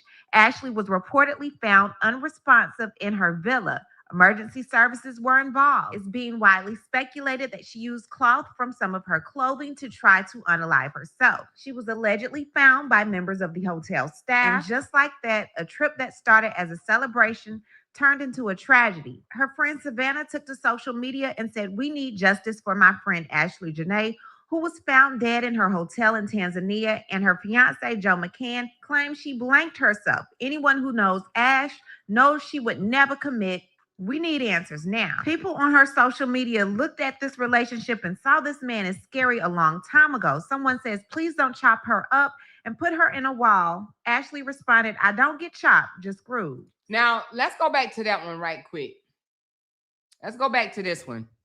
So she was aware of people warning her with these, he's going to KI you, he's going to chop you up, he's going to harm you. So she was aware of it, and she made jokes about it. So this was December 22nd of 2025, right? They had just celebrated a year together because they made a year in November. And this person says, "Please don't chop her up and put her in a wall, sir, or a suitcase." And she says, "I don't get chopped, just screwed." So she was very much aware of the warnings of what people thought about her and him being together. So I just wanted to bring that to light. Don't get chopped, just screwed. Someone said 20 weeks ago, he gonna unalive you. Someone else said he is going to harm you. Get out. And I'm not gonna lie, they always say the eyes do not lie. Something about his look just did not sit right with me either. So I was picking up on which I was putting down. Now, as the family stated, this situation is currently under investigation, so we will wait for them to have the full facts. However, I'm going to provide you with what the news outlets and police in Tanzania are currently saying. Now, according to a news outlet in Tanzania. So I've already read that for you guys. Hold on. Let me see. I read that one, and then I read the mama statement. Hold on. It says Zanzibar police have said the influencer who died on the island is neither detained nor under investigation, as authorities maintain that the case is a self-unaliving. North Ungunja Police Commander Benedict Mapajiro said there were no grounds to take legal action against Joe McCain following the death of Ashlee Robinson, also known as Ashlee Janae. "We can't take legal action or detain him under these circumstances," he said, adding that investigations found no evidence linking the fiancé to criminal activity. The rest of the part we already know, but it then goes on to say Commander Mapajiro said that the man had been cooperating with authorities and was not considered a suspect. Okay, so right there, I forgot to read that part. Right there, they did come out and say we cannot take legal actions or detain him under these circumstances, because they saying they found no evidence that he was involved, that he was linked to any of it. They literally was like, we don't have nothing that show us he went into her room, he came out of her room. We have no evidence to show anything like that, okay? It says, however, police have urged the public to avoid speculation as investigations continue to establish the full details surrounding the incident. We just all find it weird that an influencer like her would post every day and then just stop on the day of her birthday and then pass away 5 days later. Something just does not seem to be adding up. The fact that the couple were involved in a disagreement so bad that they had to separate them and put them in different rooms, something just does not feel right, but we will definitely see this story through. Yes. So what do y'all think? What do y'all think? What do y'all think? An influencer posts every day her lifestyle, her luxury lifestyle, post after post after post, every single day. Okay? But then all of a sudden, boom, they get into an argument to the point where they have to be separated. And then she's unalive. She's gone. She's done. And then officials say they have no evidence that shows foul play, no evidence that ties him to it. And then they're saying a piece of clothing, a dress. She used a dress, one of her dresses from her own wardrobe, tied together and unalive herself. The right amount of money will make people close their eyes to the wrongdoing. I was thinking the same thing. Sadly, he's going to get off. He unalive her. Okay, so y'all, who feels that foul play was definitely there? She said, I didn't mean to pray, even though we all need to pray. Oh, okay. You right here. You said, I didn't mean to pray, even though we all need to pray. Yeah, we do all need to pray. But again, So raise your hand if you believe that there is foul play. What happened from her birthday to 5 days later? She didn't even post anymore after her birthday. You know, because they got into an argument, a disagreement, and she was no longer with him. Or should I say they were no longer in the same room. So she didn't post no more. After the safari, she didn't post. Let's go back to, well, we're on it now. After the safari, the things that happened right here, the safari, the giraffe, okay, after the safari, she didn't post anymore. She stopped posting after that. So we don't know. After the engagement. Oh, this was a long time ago. This was 13 weeks ago. And to be honest with you, you know, he's just an average white man. Like, it's not like he was, oh, slam gorgeous, you know, so fine and so sexy. He was just a regular, you know, I don't know. To me, he was just a regular white guy. But what concerns me was he was okay. This is 16 weeks ago right here. He was okay with her posting him. But it just, you know, why he didn't post her, though? Do you think it was maybe embarrassment? This is 21 weeks ago. Or not embarrassment, but like, you know, maybe like not feeling her or something. Because he did not post her.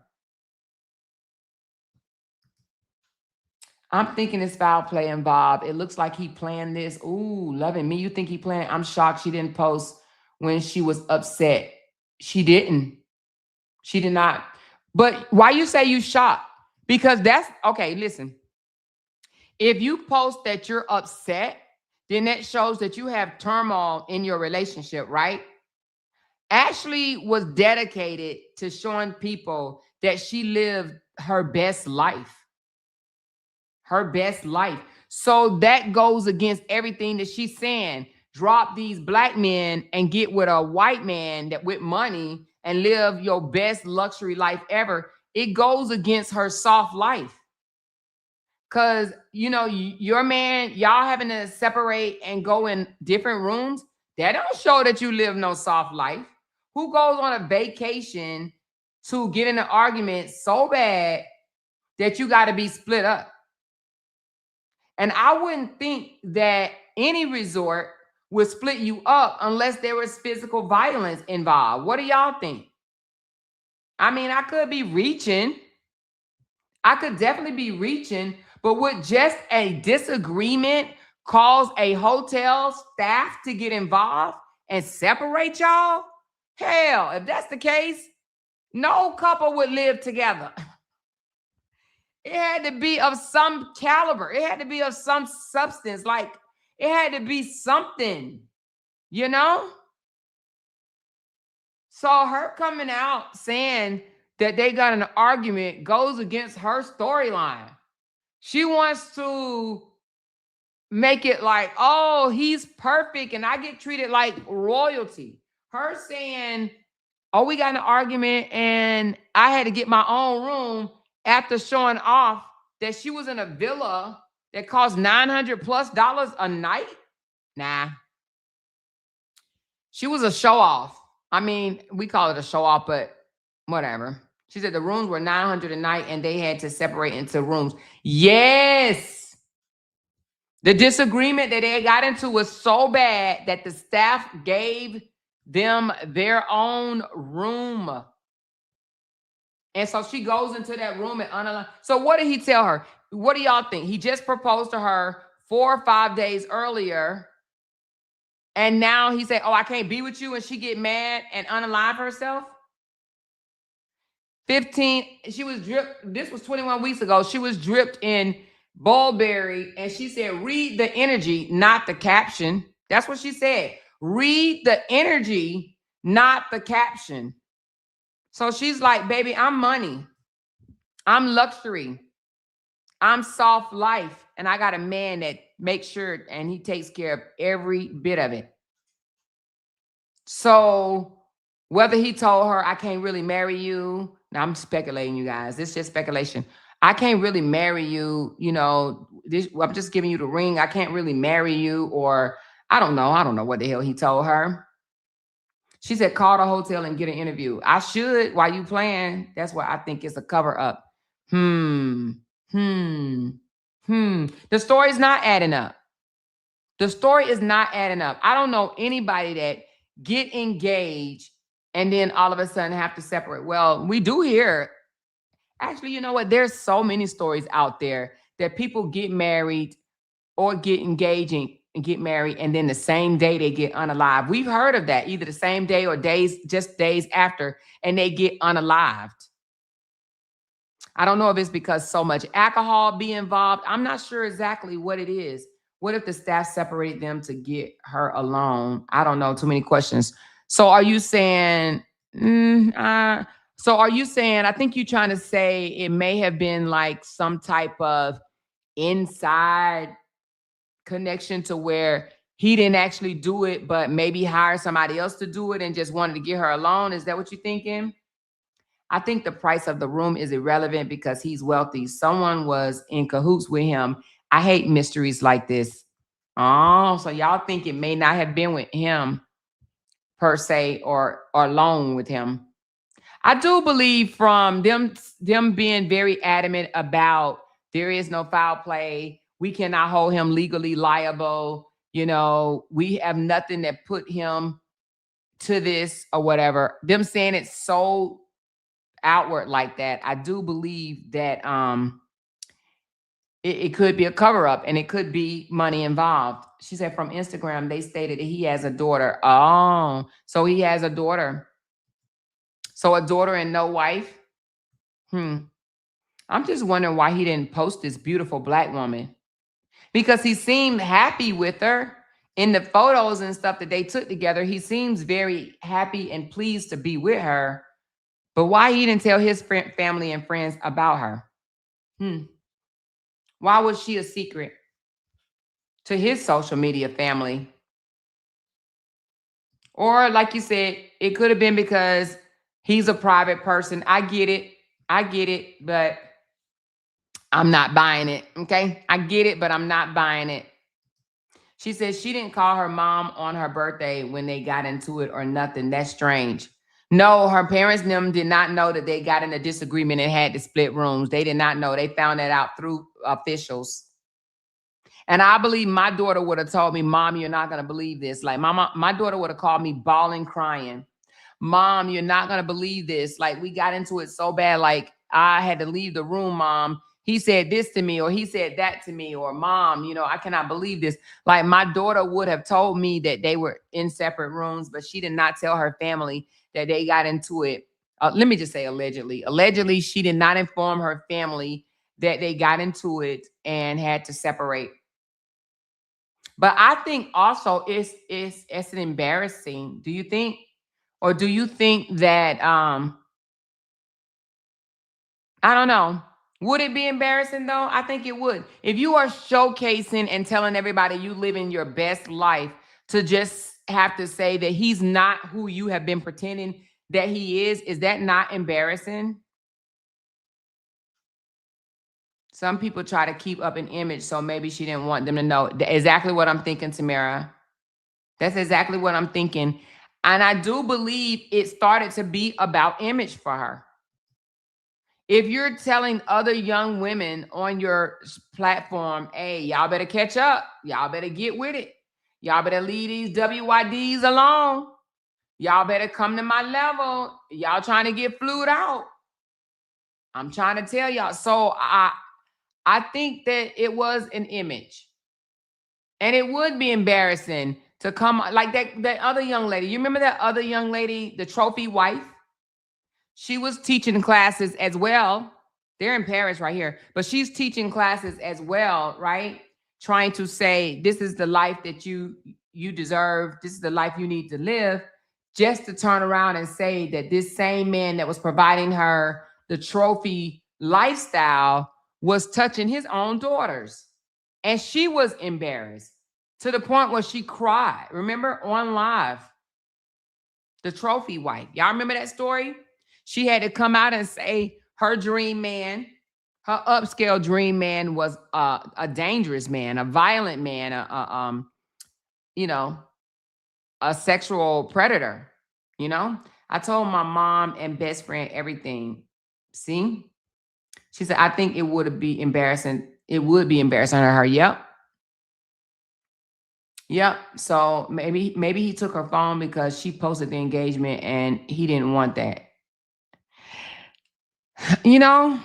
It's not said that, but it did say that she stopped posting after the engagement. So she didn't post any day after the engagement. So I'm not quite sure if that's it or not. However, I don't know if he took her phone. I would think that they would say that, but I don't know. It's no way of us telling. I mean, there's no way of us knowing if he took her phone or not. Unless officials come out and tell us more. But do you think they're going to investigate this all the way out? Or do you think that he just literally possibly gotten away with unaliving someone that he claimed that he loved? I don't think that they're going to carry this investment any further, in my opinion. I believe because they have came out and said, we don't see no foul play. We cannot hold him liable. There's no proof that he had anything to do with it. I think that this is about to be brushed up under the rug. I think somebody got slid a couple of dollars, couple of thousand or whatever dollars, and it's a done deal. However, I think social media is not going to let it rest right now. I think they're going to peel back the onion of him. And I think that's the best thing to do, to find out what is his background, like really his background, not just what he do professionally, because that's what out there right now, right? But court records need to be checked. Old girlfriend, somebody's going to come forward and let us know. They may not have done it yet, but somebody is going to come forward and let us know what type of man this really is. This really is. What concerns me, like I said, is just a rumor. And I want to say I heard it from, let me see. I didn't like his commentary. He was too slow with it. I actually like him, but I didn't like his commentary on this one. What was his name? Let's listen. Oh, no, that's too long. We can't listen to her. Oh, let's listen to him. Can we talk about... He's really good. Let's listen to him. I have not heard what he said about this. Let's listen to what he's saying. Ashlee Janae. Ashlee Janae, guys, is this influencer who has mysteriously passed away in Tanzania. And it's claimed that she basically unalived herself and she just wanted to do this because she was upset with herself. But this was also a time of her life where she basically got everything that she wanted. It was also her birthday. This was a birthday trip with her fiancé, her partner. So why would she want to have taken her life? The story doesn't make any sense. Apparently via rope, but I'm just not. Yeah, it doesn't make sense. Lifestyle influencer Ashlee Janae died during a trip. He said by rope. He's already missing the story. It wasn't by rope, but let me just hear what he got to say. Hold on. Tanzania, and her family is speaking out and they are demanding answers. In a statement released Sunday, the family writes that Ashlee, whose real name was Ashlee Robinson, was celebrating her 31st birthday with locals in Zanzibar that are plotting on her arrival with him because of her social media. Oh, hold on. Let's go back. In Zanzibar, there would be organizations, groups, or locals in Zanzibar that are plotting on her arrival with him because of her social media presence to then do something to her. Because if we want to keep it a buck, she had like 70,000 followers. That's not a lot of followers in this day and age to have as it is. Anyways, she's not a high profile celebrity, also like Rihanna, where things could be targeted. So I don't understand why people could be saying that it could have been, groups of people in Zanzibar. I don't think that they're going to be doing something like that, especially because she's staying in a luxurious villa where there's going to be a lot more security than her staying in a random Airbnb or on, a random street. I think that this man had something to do with it. And the question is why. Perhaps he did secretly hate her. Perhaps the relationship wasn't that great. There are conversations about an investigation ongoing and that, he was arrested. I'm surprised, to be honest with you, that TMZ have even reported on this conversation, to be honest with you. Okay, we're gonna stop there because he has not been arrested. So I don't know what he's talking about. So I'm gonna skip him because he's not been arrested. I did hear that rumor from someone else that he has been arrested, but I read from the official's page that he has not been arrested and that they said that they could not hold him legally liable and was not looking even to detain him because they have no evidence whatsoever to pin him to this. So I'm not going to play that one because, it doesn't seem like he's done a whole lot. So anyway, that's where we are right now, you guys. Y'all heard it. I mean, there's a lot of people that is blogging about this. That's why the family is probably saying, if you haven't gotten it from them, don't let it carry much weight. However, we just got to wait and see what happens, at the end of the day. Let's listen to Ashlee speak on this right here. Hold on. Because I have not heard this one. I'm interested to hear what she's saying on here. But I just thought about it because I was driving on my way home. I'd really be ready to cut a nigga off over the small shit. Like the littlest thing, I just be turned off. Like, ugh. It was mad people in the regular lane. And the express lane was clear as fuck. I'm zooming through that bitch. Pass it. Ping. As a grown man in 2023 living in the state of Florida, specifically Dade County, Broward County, fuck is you doing without a sun pass? Like, honestly, you want to just vibe in traffic. Vibe. Could take you 15 minutes to get somewhere. You want to chill out for the next 45 minutes sitting in a regular lane for what? It ain't gonna work with me, baby. It ain't gonna work. So it sounds in a way like she definitely has some issues with not liking certain things and voicing her opinion about it. So we heard a video earlier on her TikTok. I think it was TikTok or Instagram, but on another site where she was, kind of upset about how people walk in the mall. She said it should be like driving your vehicles. Stay right until you are ready to cross over left, right? So here she's talking about road rage again, but now in Florida on the road. Okay. So she said, I didn't expect her to sound like that. Yeah, no, me neither. I thought she was a little bit more softer than this, but nevertheless, let's continue to listen. It ain't gonna work. I ain't gonna lie. I'm talking about, yo, babe, get over into the express lanes faster. Nah, like I ain't finna do all that. Bitch, if you don't drive over them fucking cones and get on. By now, you may have heard of the tragic story between self-proclaimed soft life divester Ashlee Janae and her white fiancé, Joe McCain. And the story involves a whirlwind romance, a dream Zanzibar trip, and suddenly a tragic unaliving. Before I cover off this story, I want to first address the elephant in the room. I've covered off a lot of divested disasters. I've covered off a lot of swirling sagas, unfortunately. And one thing that I think is almost never talked about when it comes to, promoting Black women dating white men and the soft life era and getting you a little white man to level up your life, one thing that we oftentimes don't talk about is the fact that Black women collectively are not acculturated to deal with white men. Black women collectively are not acculturated to deal with white men, and specifically the wealthy white men that they say that they want. And the reason I think that's really important to understand is because let's say you have an attractive Black woman. She's fit, she's feminine, she's friendly, she's able to get attention from men of other races, specifically white men. Let's say you have that. And let's just say, even for a little bit of time, she's able to put on her sweet Divester voice. She's able to try to talk a little bit more quietly. She's able to behave in a kind of way that she feels those non-Black men are going to appreciate. Let's just say she's able to do that. When she gets angry, when she drops her guard, that attitude starts to show, that neck starts to pop, starts to roll. Her finger starts to move. She starts to get in your... Okay, so I see where she's going, and I agree. I see where she's going. So basically what she's saying is you could be a beautiful Black woman.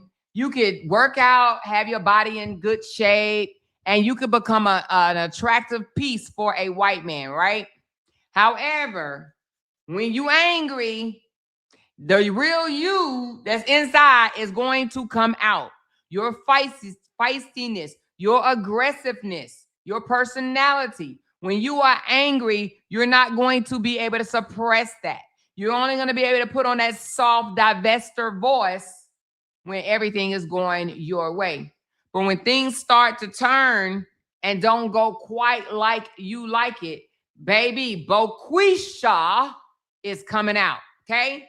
And that rich white man, he didn't grow up dealing with Boquishas. So he's like, whoa, where is this coming from? And they can't handle it, okay? Let's continue.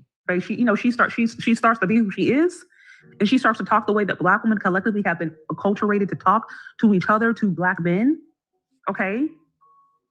She starts to channel that sass. She starts to get real sassy with him. White men don't know how to deal with that. And I'm talking specifically about the white men that these women want, because let it be clear, a lot of these Black ladies who are, they want the soft life, they're wanting the soft life, they desire the soft life. They are desiring white men with resources, with status. They're desiring the kind of like the MAGA, make America great again. I love America because what America's done for me.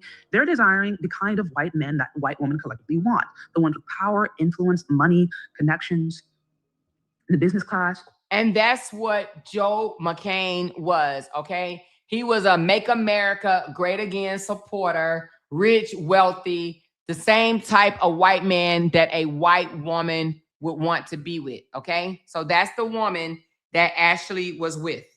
Excuse me, that's the man that Ashlee was with. White collar, the professional class. That's the kind of white men that they're wanting. Those kind of white men with power are not acculturated to having women with sass cuss them out when they get mad. Women with sass put their finger in their face when they get mad. Women with sass threaten them. Women with sass cuss them out, say all kinds of different things about their mama. Those kind of men are not necessarily acculturated to that. So the reason I'm saying that, I just wanted to lay that foundation because we never talk about that. Somehow when we see these soft life things, it's like women feel that just because they look a particular way or just because they're able to, bat their eyes or, look nice in a bikini and maybe even talk in a sweet Divester voice for a little bit of time, and they can get a white man's attention, that's enough. But it's like, no, what happens when you get mad? How do you talk to this man when you're frustrated? And we're not willing to talk about the fact that Black men are acculturated. Black men are accustomed to dealing with Black women's attitude. White men are not. Yeah, so basically what she's saying is Black men can deal with it because they didn't heard their mama act like that, their grandmama act like that, their auntie act like that. They didn't seen it on videos, movies, their sister. So they already know that Black women have a level of attitude, and she's saying that Black men are already accustomed to it to where they could deal with it. It's not foreign to them. But as a white man, he's like, wait a minute, who are you talking to? Why are you raising your voice at me? Why do you have an attitude? Who are you pointing your finger at? Did you just call me a name? Like, they can't handle that. White men can't handle that. Why? Because they wasn't raised like that. They mama Sarah, Sue, or Sally, or Jane wasn't acting like that, okay? They were a little bit more, suppressive or quiet or mousy or whatever when it came to expressing their feelings in the homes, okay? Black men and Black women, they will go back and forth. They will yell at each other. Black men grew up with mamas yelling at them, calling them all kind of N-words, cussing them out, saying all kind of different things. They grew up with that. And so if they experience that from Black women, it may be annoying, but it doesn't register to them as like crazy or disrespectful. They're just like, okay, this is just how women are. White men, powerful, influential white men, no. I mean, and again, I'm speaking in generalities. I'm speaking in very generalities. I'm not saying like every white man is like this. Of course, there are white men who are verbally abused, all kind of different stuff. But I'm just talking about like the rich, powerful white men. You think these white men grew up and have them? These rich, powerful white men, there's just a level of decency and respect that they're used to experiencing. Yep. The power. There's a level, I feel like, of decency, respect, and reverence that they're used to experiencing that has not been cultivated in the Black community collectively. And I think sometimes when we hear these stories where it seems as if a Black woman and white man, they're getting along so well and it's all beautiful and soft life, and he's taking her out to Zanzibar, or he's taking her out to Thailand, or he's taking her out to to Dubai, whatever. And then she just up somehow mysteriously unalived, or she's dismembered, okay, or dude crashes out and stabs her 20 times. I have to wonder, was there sass involved in their last altercation? Well, they did get in an argument.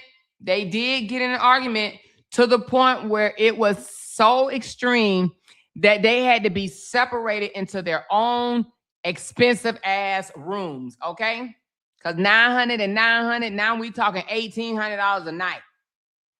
Fiancés are separated, $1,800 a night, okay? There had to be some serious arguing. I wonder that. I really, really think about that because, like I said, we don't want to talk about the different ways in which we've been acculturated. Y'all got to remember, white folks be growing up in cultures where little Timmy be cussing out his mama. They exist in a culture where Timmy and little Susie will be cussing out their mama, hitting in their parents' face. And the parents will be like, okay, what can I do? Well, how can I make Timmy happy? Putting Timmy in therapy. Okay, putting little Miss Susie, trying to get her a bigger room. I'm just, it's just a different culture. All I'm saying is that we are acculturated differently. So with that said, I needed to mention that because I wonder how much that plays a role into these stories. And I wonder how much that played a role into this more recent viral story of this young, beautiful, soft life divester influencer who unfortunately ended up being unalived. I actually think it's tragic. It's really disappointing. It's horrible when you see young, beautiful Black women lose their lives senselessly. And unfortunately, the reason I continue to cover off this trend is because in a sea of propaganda, in a sea of just social media trends, algorithmic trends, and just all of this toxic messaging that continues to lead Black women down the road of fantasy that alleges that by them choosing a white man, specifically an older white man, a rich white man, or in some cases, any white man will do, that's going to automatically level up their life. That's going to automatically put them in a better position. That's going to automatically lead to wealth and resources and just money and status and happiness by these messages continuing to go out to young girls year after year, decade after decade. Let me just say this right quick. I find this concerning too. And I'm just going to take it a step further. This ain't no damn love, okay? I believe this is more of a control thing. And also, I think these white men look at these Black women as toys. Like, how sometimes middle-aged white men, well, not just white men, but middle-aged men go and get them a Corvette, go and get them some type of fancy-ass car or whatever. I think they get these Black young women as toys. And not just Black women. I think they get younger women, period, as toys. Like they just went and shop for a damn toy out of the damn store or something. I don't look at this as love. Like, you're so much older and now it's an exploitation as well. Nah, I don't look at this as love. I look at it as I'm rich, I'm wealthy, I can have whatever I want. And right now I want a young Black woman to love on me, kiss on me, be my little toy. That's how I look at it, you guys. See the same thing happen. Young, impressionable girls and even young women, and sometimes even older women, fall into a fantasy. They fall into white validation. They look at white men as their savior, and they end up overlooking obvious red flags. And you know what I also heard? I can't remember exactly where I heard this from, but I heard that the white man, they desire their Black woman to put down a Black man in their presence. So it's no telling what Ashlee had to say degrading about a Black man to please Joe. like, oh, black men are dusty, black men are broke, black men. She literally, these white men get off on the black woman, putting them down, disrespecting them, degrading them, making it sound like they ain't shit, right? They get off on that. The white man love that because they don't want to think, oh, I may lose you to a black man. So they need to feel or they need to be assured that their black woman are not interested in a black man at all. Like no way, no fashion, no form. Thank you so much, Tina, for the coffee love. Appreciate that loud noise you made up in here. Thank you so much for the $9 tip, sweetheart. Thank you, thank you. She says, I listened to a guy on Instagram and he thinks Joe did not have the money that he claimed and may have asked her for some money. That's a guy with a purple shirt talking about the case. Oh, really? She said, white women also. Remember the guy that down talked black women for her to turn around and kill him? Remember the guy that down talked black women for her to turn around and kill him? Which story was that? Which story was that? Let me know. She said, and that is true. The white guy I dated needed me to insure him. So yeah. Okay, so you said I also, and I agree with that comment. He doesn't scream money to men. Oh, you mean he doesn't scream money to you? Are you saying that you don't think he had money either, J. Lou? Yeah, so I did hear that the white man, and you saying it goes for black men too? Is that what you're saying? So anyway, but they are required, the black woman or whatever is required to put down the black man. Like, oh, he ain't shit. I would never want to waste my time with no dusty. He's broke and, things of that nature. She said, your mic is going in and out. Oh, is it? Is my mic going in and out? You sure it's not you, J. Lou? Or is it choppy just for me? Can someone let me know, is my microphone going in and out? I mean, I'm not touching it or anything. I hope it's not my microphone. Let me know, you guys. Okay, QC says no. It might be you, J. Lou. Just go out and come back in, sweetheart, please. Thank you, honey. It may end up in a breakup. At best, it may end up in, maybe a baby daddy situation or their heart being broken. At worst, they end up on the 10 o'clock news or making headlines because they're no longer alive. This stuff is serious. I'm not fear-mongering and saying that a black woman getting with a white man or a non-black man is automatically going to end up her being unalived. No. What I am saying is if we continue to just pretend like these divester, soft life, swirler fantasies aren't leading young girls down a road of destruction, then we're just not being serious, because it's not about encouraging women to be mindful, to be watchful, to have healthy boundaries, to have standards, to essentially have the same level of scrutiny that they would have if they were to date black men. It's not encouraging them to do that. It's really just painting this picture that just getting any old white man will do. As long as he's white, he's all right.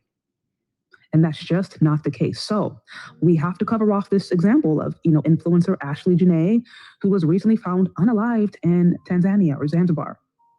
She actually made a name for herself being a rather popular social media influencer. She actually considered herself a soft life divester. Any of you guys who follow me on my channel know that I have covered off the divester movement. So I'm going to say this.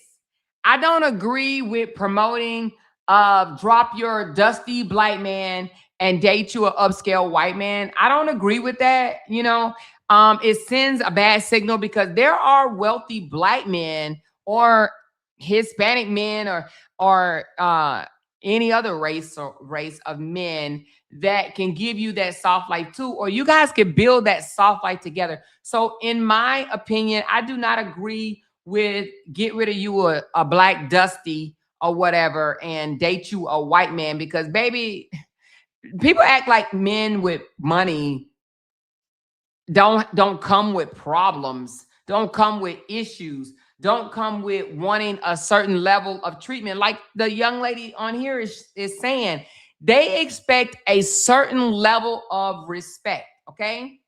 And sometimes they even might want to smack you in your face and you're supposed to just turn the other cheek so they can smack you in your other face. And I'm not saying this is always, but, calling you out your name and snapping when they're upset or treating you a certain way. because with the money comes your level of tolerance have to increase, right? You got to deal with a little bit more from these men with money because they feel like shit. I paid a cost to be the boss, you know? So I don't agree with the producing or the pushing, advertising, recruiting of look at me, my life is fly, I'm living my best soft life, get on this train, get on board. No, I feel like it's setting somebody up for failure. And there's a ton of toxic anti-Black and misandrous messaging that exists under the divestiture movement. So unfortunately, this young, beautiful Black woman was deeply connected to a space that is very problematic.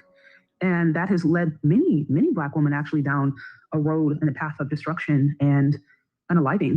And so to see this pattern repeat itself when we've seen it, especially over the last few years, I mean, it's just sad. And so here it says Ashlee Janae, a 31-year-old Miami-based lifestyle influencer, called herself a soft life divester on Instagram, and she was found unalived while on a luxury vacation in Tanzania.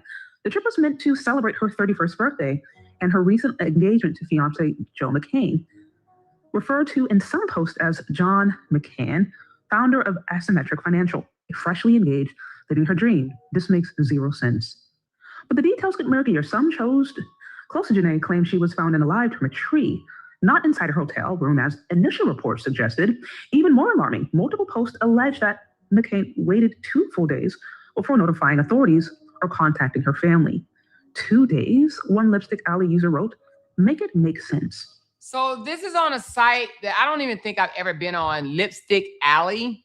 And they have come up with some wild accusations. And that's why I was repeating earlier that one of the accusations was he waited 2 full days. But I don't know if I want to believe that. And the reason why I say that now that I think about it is because she was still found alive. So if he waited 2 days to contact authorities and then she died later at the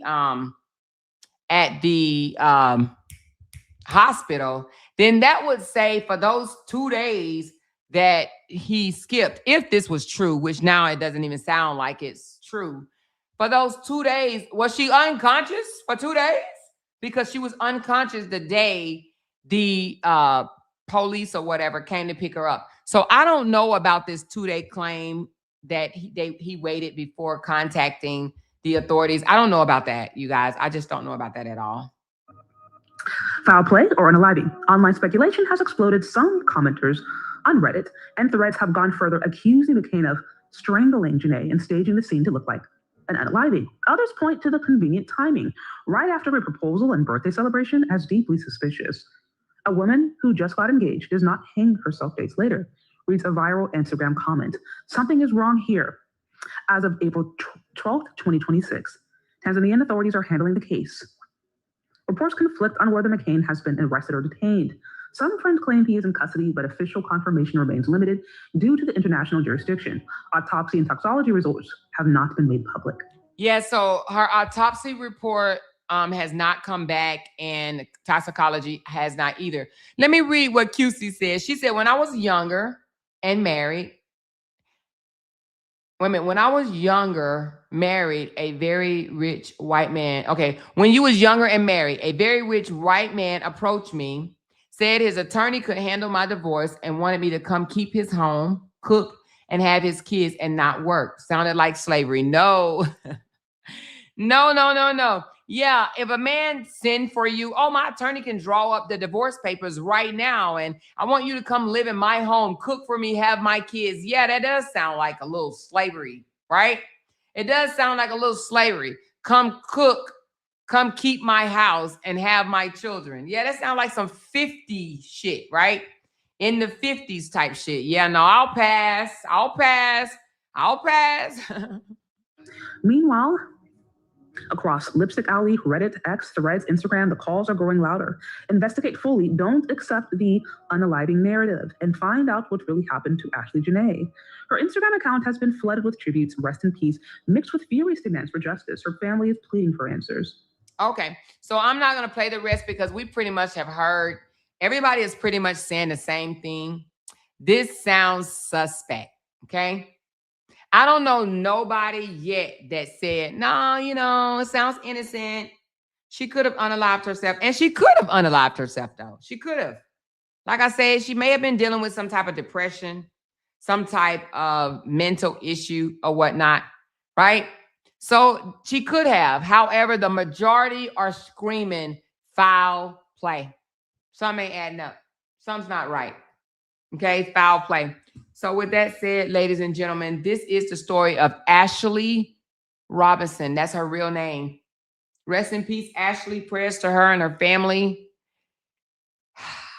Yeah, soft girl life did not end up so soft. Okay. Now, this is not saying that if this is the life you desire, it's going to end like this. But just like somebody said earlier, she paid the price to live that life. She paid the price to live that life. You know, she was just 31 years old. Now, I'm going to play this tribute. It's a small one that somebody put on Facebook. I'm going to have to go later and delete it out, but I want to play it because I thought it was really, really nice. And it says, this is a real story. Imagine images are edited for tributes purposes only to honor their life. Ashlee Janae should have been celebrating life on her birthday trip. Instead, her loved ones are left with heartbreak, grief, and so many painful questions. My heart cries for her. My heart cries for her family. And my heart cries for every other victim whose life ended in sorrow instead of peace. Ashlee was loved. She mattered. She deserved more time. She deserved safety. She deserved to come home. This story is heavy, painful, and impossible to ignore. May her name never be forgotten, and may her truth and justice come to light. Justice for Ashlee Janae. Say her name. Gone too soon. Justice and truth. Bring awareness. Ashlee Janae. Okay.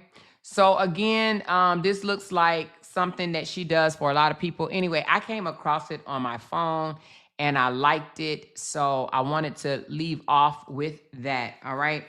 So you guys, the only other thing that I think that we have left to cover of this story is when they start breaking this joker down. So when it comes to light or whatever, and I may even try to do some digging on my own, but when they start going after Joe McCain, which I do believe that they will, to find out who he is, like who he is, not where he works, what he's built, but who is Joe? Who is he, right?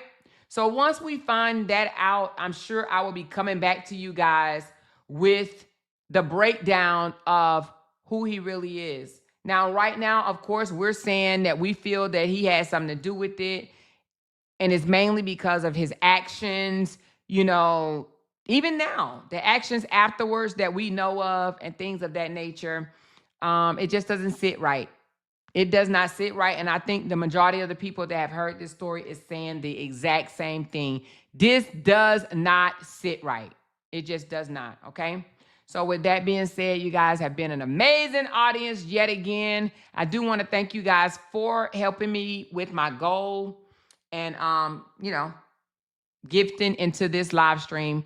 We don't always talk about the same things over here. We talk about things different. And I just wanted to bring this story to you guys. Okay. Let me read some of your comments right quick. She said, looks like a skinhead to me. Ooh, Soup Bone.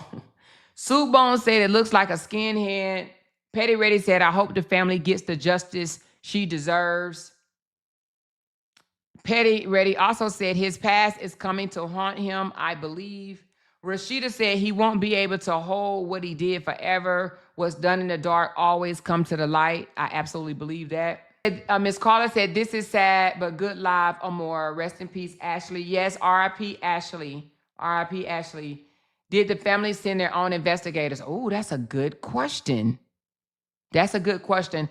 I think right now, Petty Ready, they said that they are putting their faith and trust into these Zanzibar officials, okay? So Whether they will later, I don't know. But right now, they said that they are putting their faith and trust into the officials there and that they are working with them.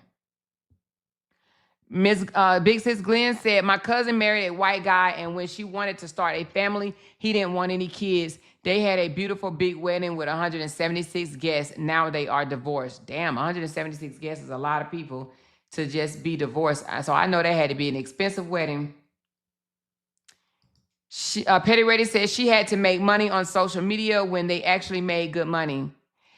Now that is something to be concerned about. However, even rich, wealthy white men still want their woman to do something. It don't even have to be a whole lot of money, but they do want them to do something and bring home some type of money. You know, if it's nothing but just endorsements or modeling gigs or things of that nature. But yes, she was a social media influencer and she did get paid off of social media. So you're right. Like, why does she have to work if he has so much money? So, I mean, maybe he wasn't as wealthy as, you know, they are proclaiming, you know? She said, I'm so glad I'm not materialistic. It's so shallow. Yes, being materialistic comes with a cost, baby. It comes with a cost. Ashley Pendleton said, they still look at you as a slave. You talking about the white man to the black woman? I might have to agree with you because, yeah, especially an older white man and a younger black woman, I'm sure that, you know, even if it's not a slave, I would say they still look at you as less than, okay? I do believe the white man look at their black woman as less than, and you should be grateful you're with me. I elevated you. I made you look good. You know what I mean? I increased your value. Yeah. So I do happen to agree on that. I do think that white men feel that way about black women, okay? I've seen her parents did an interview on the Shade Room. Ooh, let's go look at it then, baby. Let's go to the Shade Room. I'm all for it. Let's go. I don't think this is the Shade Room. This is CBS. The family of Ashlee Robinson. She's the 31-year-old influencer who was on vacation with her fiancé celebrating her birthday. He actually proposed on the trip, but something crazy happened. She was having a good time. Her family said she was very excited to be there, shared pictures with the family, FaceTimed them when she was proposed to. But they released a statement saying that Ashlee was found unconscious in her villa and was rushed to a local hospital where her death was confirmed hours later. I spoke to Robinson's parents. Here's some of what they had to say. It doesn't make any sense. She was traveling with her, with her boyfriend, and he was taking what was supposed to be a celebratory trip to celebrate her birthday that was coming, and they were in a gorgeous place in Africa and happy. Everything that we knew was that she was supposed to be happy, and she was engaged. She celebrated her birthday thereafter, and then she's just gone. We're confused about how that could change so drastically. What can you tell us in terms of how you found out, and have you spoken to her fiance? I was initially contacted by him to let me know that something had occurred, and that she was in the hospital.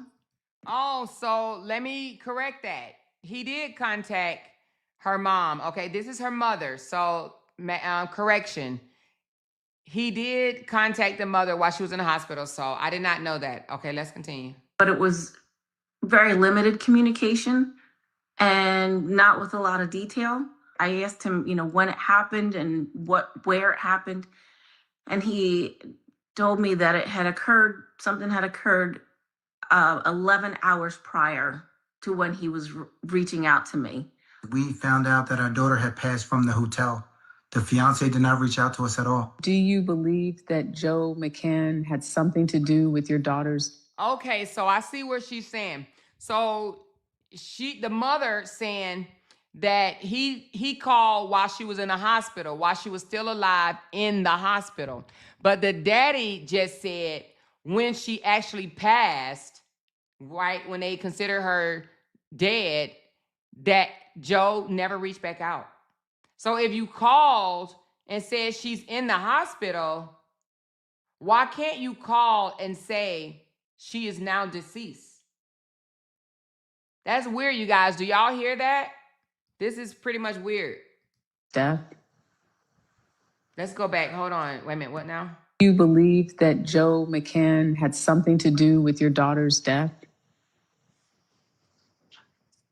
We don't want to have, it's under investigation and we don't know what went on. It's under investigation, and like we said, we just want transparency. Just let us know. I want to make sure that everybody is fully aware that she was a light.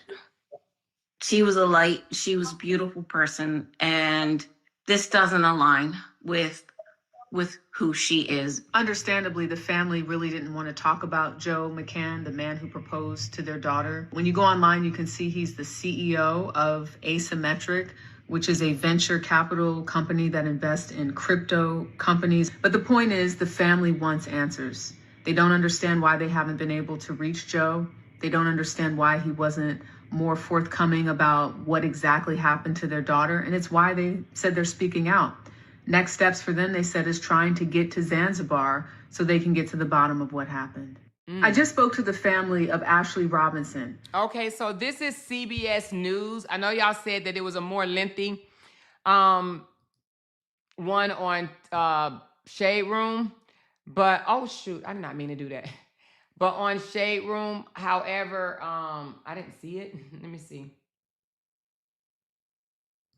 But I will say, calling the family to say that she's in the hospital. Okay, here it is right here. I see it.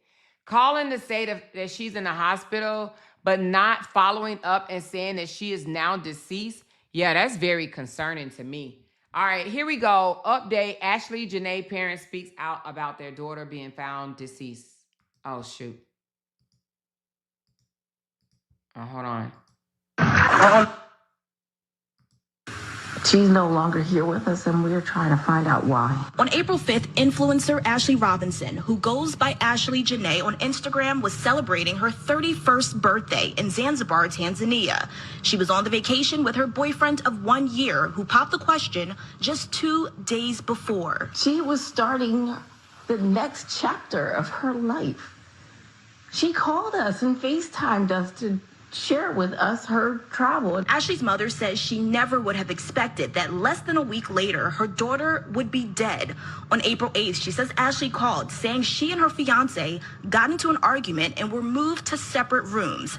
The next day, she received another call, this time from her fiancé. He told me that Ashlee did something to herself and that she was being taken to the hospital. I said, what happened when? And he told me it had been 11 hours prior. Hours later, the luxury resort the couple was staying at called saying that Ashlee passed away. According to the hospital's medical report, Ashlee had an unidentified mark around her neck. They wrote, according to her husband, he found she hung herself on the door with several question marks. Sometime Jill went back to the room with security, and that's how they found her. Ashlee was also taken to a second hospital who listed her cause of death as cerebral hypoxia by strangulation and suffocation. She's never done anything that would ever lead me to believe that she would do something to harm herself. And the family says next they are considering going to Zanzibar themselves to try to get as many answers as possible. Now, we also tried to directly contact Ashlee's fiancé, the resort, and the embassy, but we did not hear back. I'm live in the Satellite Center. Cheyenne Karan, Channel 6, Action News. Back to you. Yeah, heartbreaking for the family and unfolding halfway around the world. So she did call her mom and say that they got into it, you guys. She did call her mother and say that they got into it, and the next day he called. She called her mother, told her mom they got into it, and they had to be separated in rooms. And the next day, he called and said that she had did something to herself. So now we're finding out that it wasn't just a dress. I mean, it was a dress, but it was asphyxiation, and she tied herself to the door. The door? How the fuck she get up on? Anyway, I would have to see the door. I would have to. I'm trying to picture that in my mind, in my brain. But anyway, it says that she tied herself to the door. The door. It don't even sound right at all. It gets weird. Now, there is rumors going out saying, oh, she was found in a tree and this, that, and the other. But right here, you hear they're saying that she was tied to a door. Okay? This is crazy. It gets crazier. She said, okay, she did call her mom when they got into a disagreement. Yes. If you're on a trip with a loved one and if you are in an argument, who wants to be apart without making up that long? Meaning, why was she found sooner by him? Yeah, I have no idea. In 11 hours, yeah, doorknobs and then sit down like they do in jail. But I'm done. I don't believe it. But I don't believe it. Oh, you like a doorknob and they sit down? What? I ain't never heard of it. Girl, I don't know. That just sounds weird to me. That just really, really sounds weird to me. I don't know about that, y'all. I don't know about that. Okay. So anyway, y'all, we're gonna tie it up right here. This young lady gone too soon. Gone too soon. Gone too soon. So that's all, you guys. That's it. That's it of their relationship. That's it of the fancy, soft, divester lifestyle. She said every black man wake up and find a new way to embarrass us. Ashlee, girl, Ashlee. Chapter 31, I am exactly where I need to be. Her friend said, we ain't buying it. Foul play. So anyway, that's it, girl. That is the story, honey. She said, I have personally witnessed a door hanging in my career in law enforcement. It's definitely possible if you are suicidal. But what would she have to be so suicidal about if you live in your best life? She said, and I am to feel sad. Oh, you mean, I know what you're getting at. You're saying, and you're to feel sad because she spoke against a black man. Is that what you're saying? Is that what you're referring to, Soup Bone? Are you a black man? Let me know in the comments. She was an influencer, so she was teaching others, BW and black women and young black women to hate black men, and I must be sad for her. OHN. Oh, hell no. Oh, you must be a black man. Oh, yes. Okay. Oh, that's why I get it now. I hear what you're saying, because when that black guy that came out when he was dating that white, what's the name of it? Where you show yourself? Fans only, OnlyFans. It was a white OnlyFans female, and he was degrading black women, talking down about them, saying that he would never date a black woman ever, and white women are his woman of choice. And then she turned around and stabbed his ass to death, and black women turned their heads on him and said, that's what you get because you disrespected the black woman or whatever, and turned around and got killed by the woman that you was uplifting. So I understand what you're saying. And then the family came out and was begging black women, please stand for my son. He didn't really mean it. Yeah. I can't remember the couple name, but do y'all know what I'm talking about? Where the black man was putting down the black man was putting down the black women, kind of like this, how Ashlee did. But I think this black man actually did worse, okay? I think it was OnlyFan model stabs boyfriend. This story right here, where the black man was unalived by the white woman that he reverenced, and said that basically he would only date white women because black women wasn't good enough.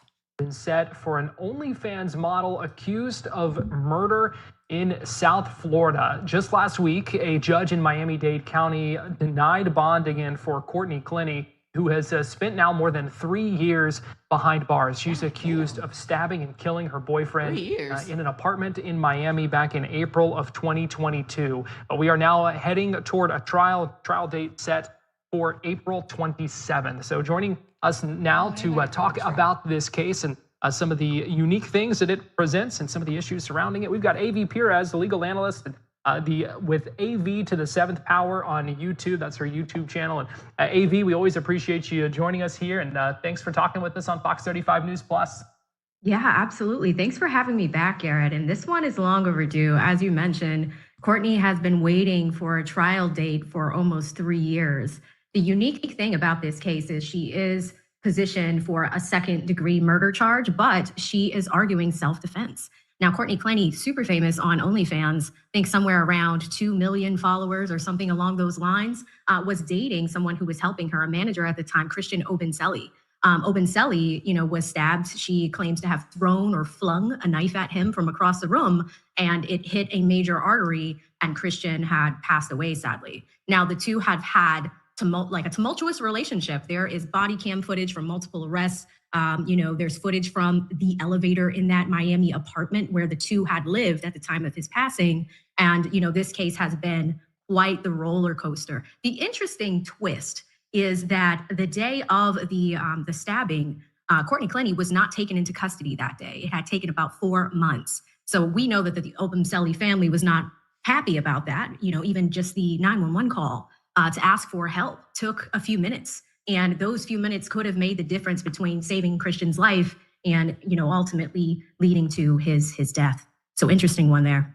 Yeah, so many interesting elements of this. And we know Clenny's attorneys also have said they want this case dismissed because the prosecution, they say, not handing over evidence to them. Yes. So there have been quite a bit of arguments that have been forefront throughout these past few weeks, right? We were supposed to have a hearing in November, which got pushed to December 5th, which ultimately got pushed to last week. And a motion to dismiss was at the forefront of it because there have been many fights between the prosecution team and the defense team. One of those fights being Courtney's parents were actually arrested and charged about a year ago when it came to Christian Obinselli's laptop and a group thread between the defense team and the Courtney Clenny family, right? So those charges were ultimately dropped. However, the fight for bond for her has been forefront because there have been some changes of the guard when it comes to the prosecution team. There is now a new prosecutor on the case, and my understanding is that some of the charges are a bit different from how they started at the outset. You mentioned Clenny's attorneys and her claims that this is a self-defense. First of all, I don't even believe that this was self-defense, even though we're not even talking about this case, but we will talk about it. But I don't believe it's a self-defense. Who throws a knife across the room and all of a sudden it could just strike an artery and kill you? Yeah, I don't know. No, I think she cut that joker. And do we know anything more about that, about those claims and what we might hear in a trial as to why that is? Yes. So, the two started dating a few years back, and they're both from the Texas area, ultimately moving to Florida. And there have been situations where, Obinselli himself had recorded some of their fights. Obinselli's friends, people around him, had recorded some of their fights. Now, the defense team is trying to keep some of that evidence out before trial. I do believe they have something coming up in January, a pretrial hearing, to keep some of that evidence suppressed because it was either recorded in a state where you don't have a two-party system for recording, or Obinselli himself is not here, right? So that evidence has been at the forefront. Now, there have been multiple arrests. There was one in Las Vegas between the couple where Courtney and Christian were taken into custody after a fight in Las Vegas. There are also arrest records in Dallas as well, and multiple complaints from the apartment complex that they lived in Miami. There's potential eviction that was happening. Multiple neighbors were complaining about the couple fighting constantly. And it was a well-known thing in that Miami high-rise. We mentioned that bond was denied last week by the judge. Given all these elements, was that an expected development, or did that come as a surprise?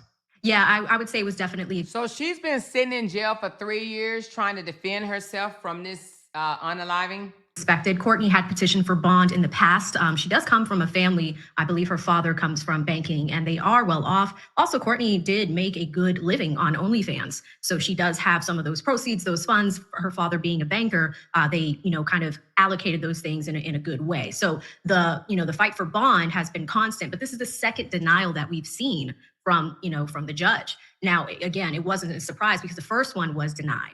And again, with 4 months between her arrest, after this incident had taken place, she was in Hawaii at, I think it was rehab. She was attending a rehab facility and ultimately extradited and taken back to Florida before she was ultimately charged for this situation. So she killed somebody and left and went to Hawaii and spent 4 months detoxing in a rehab? Huh? Damn, money, money, money, money. A lot of interesting kind of elements and issues with this case as this moves forward, as we start heading toward trial. What are some of the legal issues that will be brought up and that we'll be hearing more about in this case? Absolutely. So the self-defense is going to be a big argument here. They are projecting, both the prosecution and the defense team project this to be a 2-week trial in April. Ultimately, it's going to come down to jury selection. With Courtney Clenny being an OnlyFans model, having some notoriety, some of the things that came up in the hearing last week were, do we allow the press in the room? Do we allow names and faces of the jury members? Ultimately, in the law, we do not. We like to protect the privacy of the jury, but it is going to come down to the notoriety of the defendant, but also is a jury box, 12 people, are they going to charge her with second-degree murder, or will they come down to something a little bit lighter, involuntary manslaughter, voluntary manslaughter? Those are some of the decisions that jury members will have to make. And ultimately, it's going to depend on how strong the prosecution comes with creating this case, but also the defense team defending Courtney Clenny with, the claims of abuse, with the claims of a tumultuous relationship. And, with some of the evidentiary arguments we're seeing right now, it seems like both of these sides are going to tell their story in their ways. And it's going to depend on those 12 people in the jury box. Well, also interesting when you're talking about such a high-profile case and some of these interesting. If they allow cameras in the room, we're going to cover it because, April the 20th is right around the corner, 7 days from now? So if it's public, if they allow cameras in the room, not cameras, but media coverage, then we're going to cover it here on Talk About It with Amora. So if you're new here, please subscribe to my page, hit that thumbs up button. We break down cases like this. We try to get to the bottom of it, and we don't sugarcoat shit over here, okay? So if they allow cameras in the room or, this to be public, we're definitely going to cover it, okay? Elements, it being someone, like you said, with some notoriety as an OnlyFans model. That jury selection could be a really interesting process. Yes, it totally is. And they are going to start it a little bit earlier. And we saw it with the Donna Adelson case down in Florida as well, where, Donna's team constantly mentioned, it's impossible to find a fair and impartial jury because people have heard of me and the trials that came before this, right? Courtney Clenny has been in there for 3 years, right? So it's not as if people from 2022, when this incident first occurred, up until 2026, ultimately 4 years later. And again, the incident occurred in 2022 in April. So, this is going to be 4 years later. It's impossible to find people that have not heard about it or of Courtney Clenny herself. So what's next, AV? What should we be watching for as this case moves forward and getting closer to that trial date in April? Yes, so there's a few hearings coming up. One is in January. That's going to give us line of sight of what evidence is coming in. There's a lot that are floating around right now. And when I say that, I mean videos of some of their past altercations. Are some of those things coming in or are they staying out? So we're going to see the judge make some key decisions when it comes to that. Jury selection is going to be huge in the Miami-Dade area. And then we're going to go to a trial, and it should be a speedy one from what we're hearing. Looks like it will be 2 weeks. AV Perez, a legal analyst and the host of the YouTube channel, AV to the 7th Power. We appreciate your expertise and your analysis here. And always good talking. Soup Bone said, did you notice that she gave back her black lips and butt? Well, she definitely does not look like the OnlyFans model that she looked like when this happened, okay? She does not look the same. I took note of her sitting right. Let me get the picture. This one right here, baby, even her hair color changed, honey. She definitely don't look the same. You can't really tell what she looked like, but she looked like she is eating really well in prison, okay, or in jail, should I say. But this is how she looked at the time of the incident, the day of, And this what she looked like now. Okay, so I'll let you guys be the judge. That is a drastic difference, I guess. Yeah. Okay. So with that being said, but anyway, how we even got on this case is because just like Soup Bone pointed out, he disrespect black women. He said he wouldn't dare under no circumstances date a black woman. We are not his sip of tea, his cup of tea, okay? He not only that, y'all, he really did disrespect black women. He put black women down. He didn't just say he wouldn't date us, because if he would have just said he don't prefer to date black women, I don't think no black women out there would get mad about that. But he went steps further. And I'll, when I cover this, I'll break that down or whatever. I got to gather the information up or whatever. I wasn't a blogger when this happened. But I do remember the story. But I will cover, he said some very disrespectful things about black women or whatever, to the point of when this all came down, black women literally was like, fuck you. We don't care. It's good she got rid of your ass, in so many words. However, we still love our black men at the end of the damn day. You already know what it is. However, he did disrespect the black women, and that's why Soup Bone is saying, why should he care about Ashlee when Ashlee said every black man wake up and find a new way to embarrass us? But Soup Bone, in their defense, they have to do that. They got to do that to impress their white partner. Drag the black person, whether it's the black man or the black woman, to make their partner feel secure. Because if not, their partners, i.e. Ashlee partner, may think she wants a black man, whereas, what's his name? Christian, what's this guy name? It's some funny name or whatever. But his partner may think that he wants, Courtney Clemens. Okay, his name is Courtney. So Courtney partner, this lady, OnlyFans lady. Wait a minute, no, I think her name might be Courtney. Yeah, so she's Courtney and his name is what now? Y'all tell me his name down there in the thing. But her name is Courtney, but he may have thought maybe he wants a black woman. So it may be, he has to put down the black woman to make me feel secure, right? Whereas Ashlee probably felt that she needed to put down the black man to make Joe feel secure. Now, is it right? Hell no, it's not right, but I'm just giving you a scenario. Okay, so his name is Christian Boomselli. So Christian probably was doing that to try to, make her feel that, he has no desire for a black woman. But he did say things like that. Like, I would never date a black woman. Like, ain't no way. Like, matter of fact, he's even went as far as saying that he didn't even want to have kids by a black woman. He didn't even want to have children by a black woman. This is what this man said. He didn't even want to have kids by a black woman. Like, we was such a disgrace.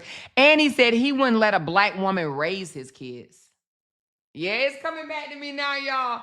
This man said he would not let a black woman raise his kids. But I took that as he hated his mother, because his mother is definitely a black woman. So for a black man to say, I wouldn't even allow a black woman to raise my kids, the only thing I could think of is he hates his mother, probably his grandmother, his sister. He hates black women. To say, I would not let a black woman raise my kids. So I understand the hesitation that Soup Bone have. Like, they come out here and they disrespect the black race, but then the black race are the ones that's rallying behind them and trying to get justice for them, right? Trying to carry their story and keep their name alive. It's us that stand up and do this. But I mean, I don't know if everything a person says should be taken to heart. You know what I'm saying? Sometimes people say things just to get some controversy going, to may get people to engagement on your page or whatever. But nevertheless, I don't know if he really felt like that or not. I want to say his brother or somebody in his family was embarrassed of him saying that. So, but yeah, she said, but that's how a lot of Nigerians are. They look down on the black men and women. And oh yeah, he was Nigerian, right? Yeah, he was a Nigerian black man. He was a Nigerian black man. So you said that's how Nigerian black men look down on black women, black men and women? Yeah, so he definitely said he would not want a black woman raising his children.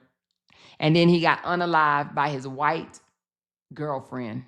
And now she said she just took a knife and threw it and across the room and it hit him. But baby, who believe that? That's why her ass is sitting there almost 4 years now, still in prison. In jail. So anyway, if this story is publicized, I will be covering it. So I didn't even know it was coming up. I didn't even know the damn girl was locked up. Hell, the last I knew, they said they wasn't arresting her, that it was self-defense, but they must have got her ass. They got her ass, and they said she's been there 3+ years. So anyway, y'all, I appreciate y'all.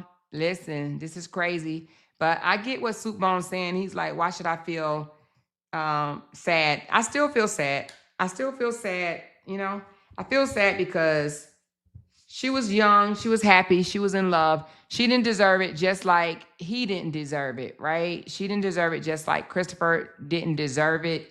And nobody should get away with taking someone's life if it was done intentionally, okay? I just don't think that they should get away with it. So with that said, we're going to wrap this up. I appreciate you guys' comments. Thank you so much for pointing to this channel. Binky Bink, Rachel, Binky again, Anna. Thank you so much, Miss Carla, Barbara, my girl. Thank you so much, Kimberly, Candy Girl. She said, let's support by sending them more a super chat. We don't just speculate. We support over here. Thank you, Candy. Big sis Glenn. Hey, more mods in chat. Thank you, sister. Then we got Valerie. Thank you so much for that love. Rita, thank you so much. Let's help this great content creator meet her goal. She is breaking this story down. Thank you so much, Rita. Appreciate you. Thank you, Barbara C. Great live, Amore. Thank you so much. Thank you, 200K, listen, but busy, so I cannot chat. Got those AirPods in. Hello, LTs, great live.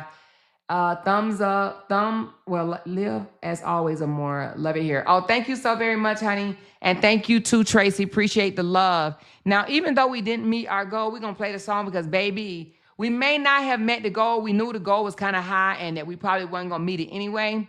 But we're going to play the goal because, baby, this story doesn't have anything to do with the saga, and y'all still pulled up. So we're about to celebrate. And also, thank you, Tina D, for the cups of coffee that you sent, my girl. Appreciate you so very much. So, y'all, buckle up, and let's play the goal song, y'all. Here we go. Go, net, yeah, it's up now. Big super chest, hit up, cash now. Screen say go.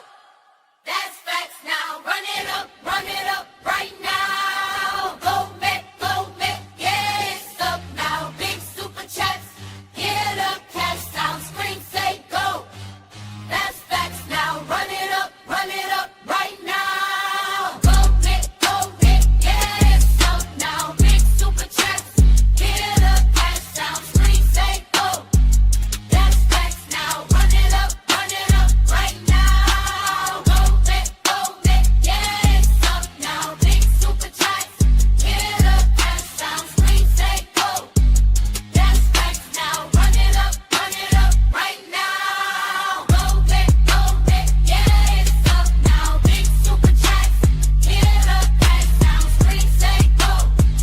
That's facts now. Run it up right now. Go, Met, yeah, it's up now. Big super chats, get up, cash down, screen say go.